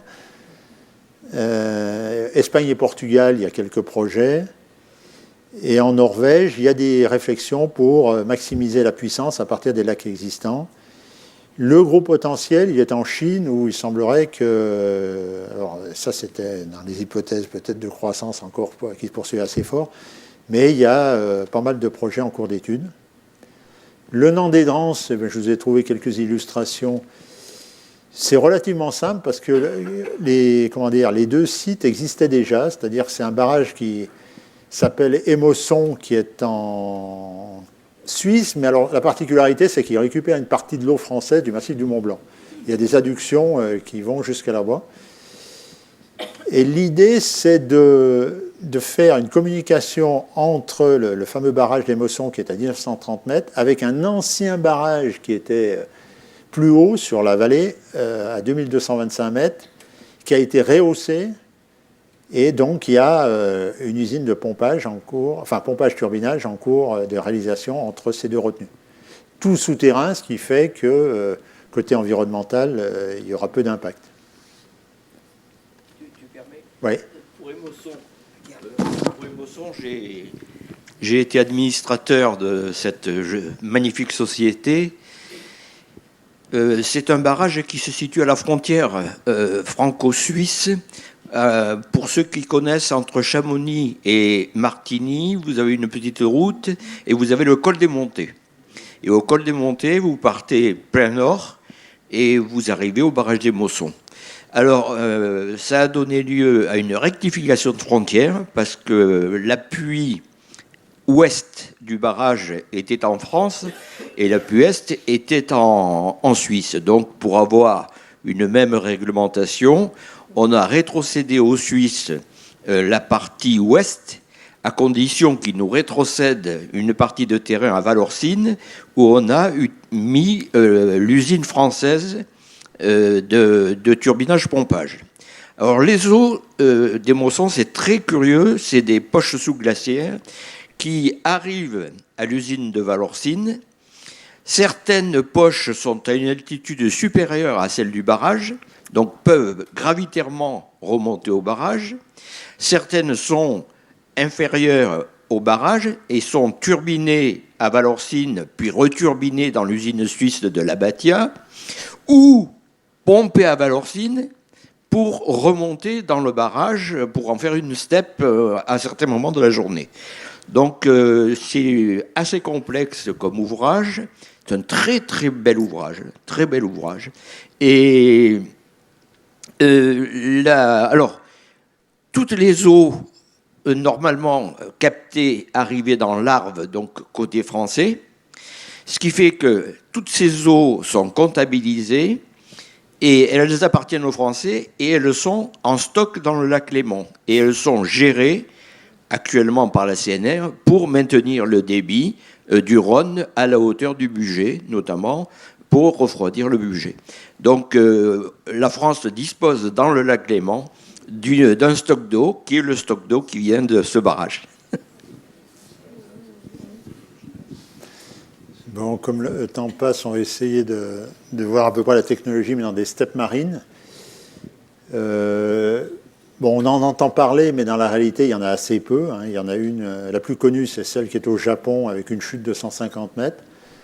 Donc la photo là est assez parlante. Il y a une espèce de réservoir hexagonal en haut d'une falaise. Et puis il y a un prélèvement en mer qui doit être ici, je pense, avec l'usine à cet endroit-là. La rance, c'est aussi une forme de steppe marine parce qu'on peut jouer sur les deltas de remplissage en fin de cycle de marée. On peut pousser un peu d'eau pour gonfler le dénivelé et après returbiner dans l'autre sens. Mais en fait, c'est pas tout à fait la même ordre de grandeur. Alors après, il y a plein de professeurs Nimbus qui s'amusent à faire des projets originaux. Pour l'instant, il n'y en a pas encore qui ont débouché. Alors, Lampérière, moi je le connais personnellement, c'est une personne qui est très intéressante parce qu'il a une imagination débordante. Et il a fait plein d'études, de projets dans les falaises dans la Somme, de bassins adossés, enfin un en partie supérieure, un en partie inférieure, des lagons comme ça en pleine mer. Il y a des réflexions, mais bon, pour passer à l'échelle industrielle, pour le moment, il n'y a pas trop d'éléments. Alors, bon, j'ai essayé de résumer là un petit peu les avantages et inconvénients des steppes marines. L'avantage principal, c'est que comme on ne veut pas nous voir en montagne, on va dire, on va se mettre au bord de la mer ou dans la mer. C'est un peu le principe des éoliennes marines aussi. Il n'y a pas besoin de prélever de l'eau, donc là, il y en a qui sont contents aussi. Et puis, il y a des circuits hydrauliques qui sont assez courts. Bon, par contre, il y a d'autres contraintes qui sont que l'eau de mer, ce n'est pas de l'eau douce, il y a de la corrosion, il peut y avoir des coquillages. Il faut aussi tenir compte que la mer, elle n'est pas toujours calme. Et puis, bon, il y a toujours les problèmes d'environnement marin aussi à respecter. Et sur la partie environnement terrestre, il faut faire attention que quand on pompe de l'eau de mer, ça n'aille pas polluer les nappes ou des choses comme ça. Alors là, je vais essayer de vous parler d'un petit peu d'un prototype qui est en cours, qui fonctionne et qui est présenté, mais alors là, comme le top du top en matière d'utilisation de toutes les énergies renouvelables et de synthèse, de fonctionnement à l'échelle d'une île. Alors l'île s'appelle El Hierro, c'est aux Canaries. Les puissances en jeu, elles ne sont pas phénoménales parce qu'il y a 5 éoliennes qui font une puissance totale de 11,5 MW. Il y a alors, une espèce de step, mais c'est un petit peu, je pense, compliqué parce que là, les fonctions turbinage et pompage sont dissociées. Mais la step, elle fait... la centrale hydroélectrique fait 11,6 MW aussi. La pompe doit faire, je pense, à peu près du même ordre. Le petit problème, c'est que le bassin supérieur, il fait 500 000 m3 et celui du bas, de mémoire, 140 000 m3. Donc, on n'est pas sur la même échelle. L'idée générale, c'est que comme toutes ces îles, c'est un peu comme les nôtres, elles fonctionnent essentiellement à partir de pétrole. Ça a été de dire, est-ce qu'on peut substituer par des énergies renouvelables le fonctionnement en base qui est généralement fait par des diesels, en combinant à la fois de l'éolien et de l'hydraulique pour répondre aux pannes d'éolien. L'idée est assez intéressante et c'est même vendu comme en disant à terme on va pouvoir faire 100% de renouvelable. Alors ça c'est la version on va dire communicant. La version on va dire réelle actuelle, c'est un petit peu le diagramme que je vous montre là. Je l'ai trouvé sur internet, je vous ai mis le site en bas. On trouve alors en jaune c'est le réel, en vert c'est le prévu. Bon, il n'y a pas de gros écarts. Par contre, on voit que le diesel représente encore une bonne part. Alors, le diesel, il est en gris ici, en bleu, c'est l'hydraulique, et en vert, c'est l'éolien. Mais ça, méfiez-vous, c'est à 21h10, hein, c'est une photo, parce que ça fluctue toute la journée. Mais dans la journée, parce que c'est le diagramme là, on s'aperçoit que le diesel, il a tourné toute la journée, hein, et il a fait 3 MW. Alors pour l'instant, il y a un cas, mais par accident, parce que le diesel s'est arrêté, où ils ont fait que de l'éolien et de l'hydraulique. Mais il y a quelqu'un un chercheur qui a fait une étude, et si ces calculs sont justes, en gros, sur les 3 mois d'été, le diesel a représenté 50% de la production d'énergie. Là, je vous ai pris une autre heure, où on voit que là, le diesel, il était pas mal, hein, il était à fond, à 21h40, le 08, qu'est-ce que c'est non, le 11-08-2015. Et puis vous avez le diagramme de l'éolien qui a fluctué pas mal entre 0 et 6 MW, ainsi de suite, dans cette journée, quoi. Donc pour l'instant, le 100% renouvelable, on n'y est pas tout à fait. Et puis pour vous faire voyager un peu plus, j'ai trouvé un autre truc. Alors là, c'est fabuleux parce que s'ils arrivent à le faire, et il semblerait qu'ils sont en train d'en lancer une partie, c'est colossal comme projet. Alors en espagnol, ça fait Cielos et Espero de Tarapacá au Chili. C'est dans le désert d'Atacama au nord. Il y a un parc solaire qui fait 1650 hectares. Alors j'ai essayé de regarder à peu près ce que ça fait. Je crois que c'est de mémoire, ça fait en gros 20 km par je ne sais plus combien de large, mais c'est monstrueux. 600 MW de puissance. Production, ils annoncent 1,8 TWh, investissement 900 millions de dollars. Et ils veulent, alors l'idée générale, c'est de coller au parc solaire une steppe pour pomper l'eau produite la journée et la restituer la nuit ou le soir, quand il y a les besoins domestiques, on va dire, parce que le Chili est plutôt un pays, enfin, il y a un peu d'industrie, mais c'est essentiellement des mines, il y a quand même peu d'industrie lourde. Et c'est surtout les consommations domestiques qui représentent des tertiaires, on va dire, qui sont l'essentiel, quoi. Mais l'idée, c'est d'aller chercher le soleil où il tape fort, c'est-à-dire dans le désert d'Atacama, qui est le plus au nord au Chili, et avec des ensoleillements assez fabuleux, et de coupler ça avec une steppe. Alors, on va voir si ce projet-là se fait, mais j'ai trouvé assez phénoménal s'il arrive à se faire. Après, en France, on joue plus petit, et Berrien, je ne sais pas s'il y en a qui se souviennent du nom, c'est passé à la télé parce qu'il y a les terrains à 1 euro, là, si certains veulent aller y vivre. Et j'ai retrouvé, alors sur la même commune, il y a une ancienne carrière où l'ADEME, avec un petit producteur, essaye de développer un projet de micro-steppe entre 2 bassins qui ont été des carrières d'exploitation de kaolin. Alors, je vais essayer de passer, parce que le temps avait laissé un peu de place aux questions. L'idée, c'est pas très clair, mais ça serait en gros d'utiliser l'éolien pour faire tourner la steppe et ensuite lisser la production d'énergie. Mais bon, moi, ce qui m'a un petit peu surpris, bon, c'est pas des puissances phénoménales, hein, ça parle de 1,5 MW, mais quand j'ai lu, là, dans leur... C'est ça, c'est pas moi qui l'ai écrit, hein, je l'ai pris dans leur papier, définir un modèle d'affaires innovant en démontrant la viabilité économique sans tarif d'achat des unités de production d'énergie renouvelable ENR, je me suis dit déjà que l'éolien, bon, il est subventionné via la CNPE, vous rajoutez une turbine hydroélectrique, je ne vois pas comment, en rajoutant la turbine, ça va devenir plus rentable. Voilà. Mais bon, il y en a qui se creusent la tête, quoi, quand même.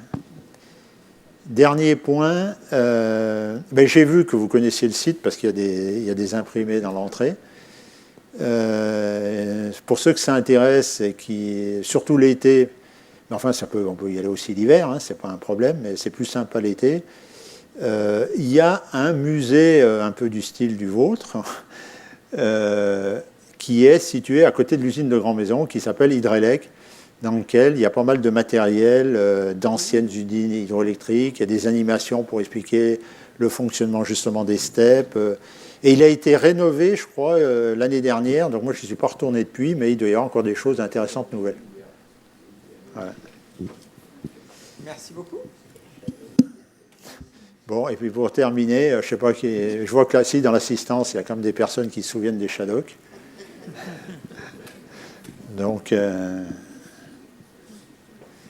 conclusion, pompon.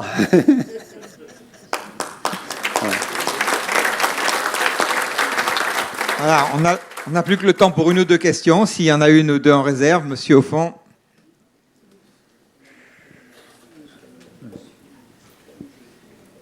Merci. Bonjour, je viens d'Aix-en-Provence, en PACA, et je vais vous poser une question qui est double d'ailleurs. Je m'étonne depuis pas mal d'années qu'en PACA, où il y a quand même beaucoup d'ouvrages hydroélectriques de faible puissance, je ne parle pas des très gros, qui tournent autour de 50-60 MW, il n'y a pas actuellement de projet de STEP qui pourrait être mis sur des barrages existants, donc sans changer l'environnement. Et pourquoi ces STEP ne pourraient-elles pas être alimentées par du photovoltaïque ou de l'éolien en séparant les deux fonctions pompage-turbinage? Ça, c'est deux questions différentes. Par rapport à la première partie de la question, moi, il me semble qu'il n'y a pas de site favorable. C'est-à-dire que quand on regarde l'existant, il y a, enfin, je ne sais pas comment dire ça, vous ne trouvez pas beaucoup de configurations comme celle qu'on a évoquée d'Emosson, avec deux barrages très proches l'un de l'autre, avec un dénivelé important. Et des volumes très significatifs. C'est-à-dire qu'il ne faut pas que ça soit des flaques d'eau, passez-moi l'expression. Hein. C'est-à-dire qu'il faut des millions de mètres cubes. Le Vernet, là, que je trouvais petit, c'est comme 15 millions de mètres cubes. Alors, non, mais le Vernet, c'est le réservoir aval de Grand Maison. C'est ça que j'ai voulu vous imaginer. Même petit, on est déjà à 15 millions de mètres cubes. Hein. On n'est pas dans Sivins, passez-moi l'expression. À Castillon, par exemple, ouais. Il y a les deux barrages qui sont là, il y a les deux... Alors là, il faudrait peut-être creuser entre Castillon et Sainte-Croix de mémoire, mais la distance... Si vous voulez, le problème là-dedans, c'est qu'il faut... mais que ça soit dans des ouvrages existants ou des ouvrages nouveaux, il faut du dénivelé et de l'eau stockable dans des réservoirs très proches l'un de l'autre. C'est-à-dire que en hydraulique, on a toujours tendance à parler de L sur H, c'est-à-dire la longueur à l'horizontale sur le H, quoi, si vous voulez. Et quand vous arrivez à trouver des sites où vous avez comme un peu la steppe marine du Chili, là, je n'ai pas détaillé, mais ils ont un plateau qui doit être à 600 mètres et la mer juste en dessous, c'est impeccable, quoi. Donc ils ont le réservoir aval, c'est la mer, en haut, ils ont un plateau continental. Donc ça va bien. Sur PACA, à part des configurations, alors on l'a vu, mais c'est une toute petite steppe là de complément sur un des barrages, je ne sais plus si c'est Sainte-Croix ou ainsi de suite. Je connais moins bien le sud, hein, si vous voulez. Mais pour retrouver de la steppe importante et significative, parce qu'on peut toujours faire une micro-steppe, mais ça, comment dire, à l'échelle du réseau, l'intérêt il est quand même mineur, quoi. Pour vraiment retrouver de la steppe, il faut du volume d'eau et il faut, pour avoir quand même des temps et des heures de fonctionnement. El Hierro, là, ce qui les dérange, c'est certainement le réservoir aval qui est trop petit, à 140 000 m3. J'ai pas calculé, je vais le calculer. Tiens, ça doit se remplir assez vite, et puis une fois que c'est plein ou que c'est vide, on peut plus rien faire, quoi. Enfin, c'est un peu la difficulté, quoi. Je voudrais aussi vous dire, bon, alors ça c'est une affaire d'électricien après. Pour démarrer un moteur, c'est-à-dire le moteur de la pompe, on parle de puissance de court-circuit. Or, le photovoltaïque ou l'éolien, que ce soit l'ancien éolien avec des génératrices asynchrones ou le nouvel éolien avec des interfaces statiques, n'ont pas de puissance de court-circuit. Donc, le projet, par exemple, de l'ADEME 100% ENR d'ici 2050, de toute façon, il ne marche pas. Électriquement, il ne marche pas. Parce qu'il n'a pas de puissance de court-circuit, donc vous ne pouvez pas démarrer un TGV. C'est clair. Bon, ils ont prévu des steps, mais ils ne peuvent pas démarrer les pompes. Donc le projet tel qu'il est fait actuellement, il n'a pas de puissance de court-circuit et il n'a pas d'équilibre instantané. L'équilibre instantané d'un réseau électrique est assuré par l'inertie de tous les groupes tournants. C'est-à-dire que si vous avez une centrale qui passe en arrêt automatique, vous avez un déséquilibre momentané entre la production et la consommation qui se traduit par une toute légère baisse de fréquence. Cette baisse de fréquence, elle est tout de suite récupérée par l'inertie des groupes tournants, c'est ce qu'on appelle le réglage primaire, et le réglage secondaire, c'est qu'en même temps, on réouvre les robinets. On rouvre le robinet d'eau pour l'hydraulique ou le robinet de vapeur pour les centrales nucléaires ou thermiques. Si vous êtes dans des configurations où vous n'avez pas d'équilibre instantané parce que les interfaces sont statiques et qu'il n'y a plus d'inertie, vous ne pouvez pas faire fonctionner un réseau électrique. Donc le 100% ENR ne peut pas marcher. El Hierro, bon, on l'étudie actuellement. Il y a quelqu'un de Montpellier qui travaille beaucoup dessus, c'est Focard, Hubert. El Hierro, ils ne fonctionneront, mais ils ne fonctionneront qu'avec 50% en moyenne sur l'année de diesel. Bon, ils économiseront 50% de diesel, c'est déjà pas mal, mais au mieux, ils fonctionneront en moyenne avec 50% de diesel. Et c'est le diesel qui assurera la base de leur fonctionnement. Le reste viendra, se débrouillera. Sans vouloir contredire Jean, c'est possible, hein, 100% de renouvelable, mais avec de l'hydraulique. Hein. Oui. Le schéma ADEME, c'est 100% de renouvelable avec de l'hydraulique, mais quand vous avez une puissance appelée de 80 000 MW et que l'hydraulique vous amène 10 000 MW, eh bien, le moindre défaut sur un groupe hydroélectrique, et puis vous mettez la France dans le noir, quoi, ou vous délestez une partie du réseau. Donc c'est un schéma fumeux, développé par l'ADEME, qui est le bras armé de négawatts, mais qui ne marche pas. Les électriciens sont formels, ça ne marche pas. On va terminer là-dessus. On vous remercie encore bien tous les deux.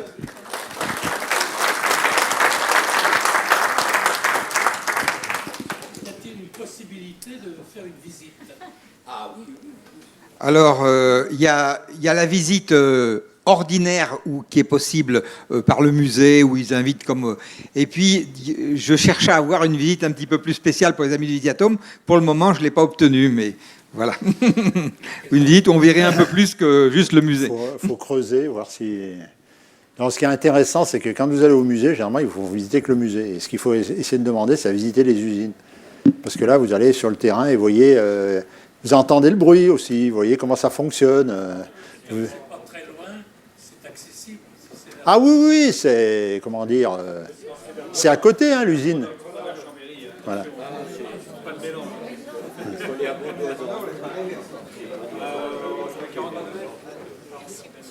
De rien. De toute façon, actuellement, si, ça va bien parce que la route du Lotaret est coupée, donc vous ne pouvez pas aller plus loin dans la vallée du Lotaret. Ah oui, le Chambon, là. Le Chambon barrage ou le Chambon glissement? Les deux, parce que le barrage est affecté aussi, non? Non. Non, le barrage, il va bien.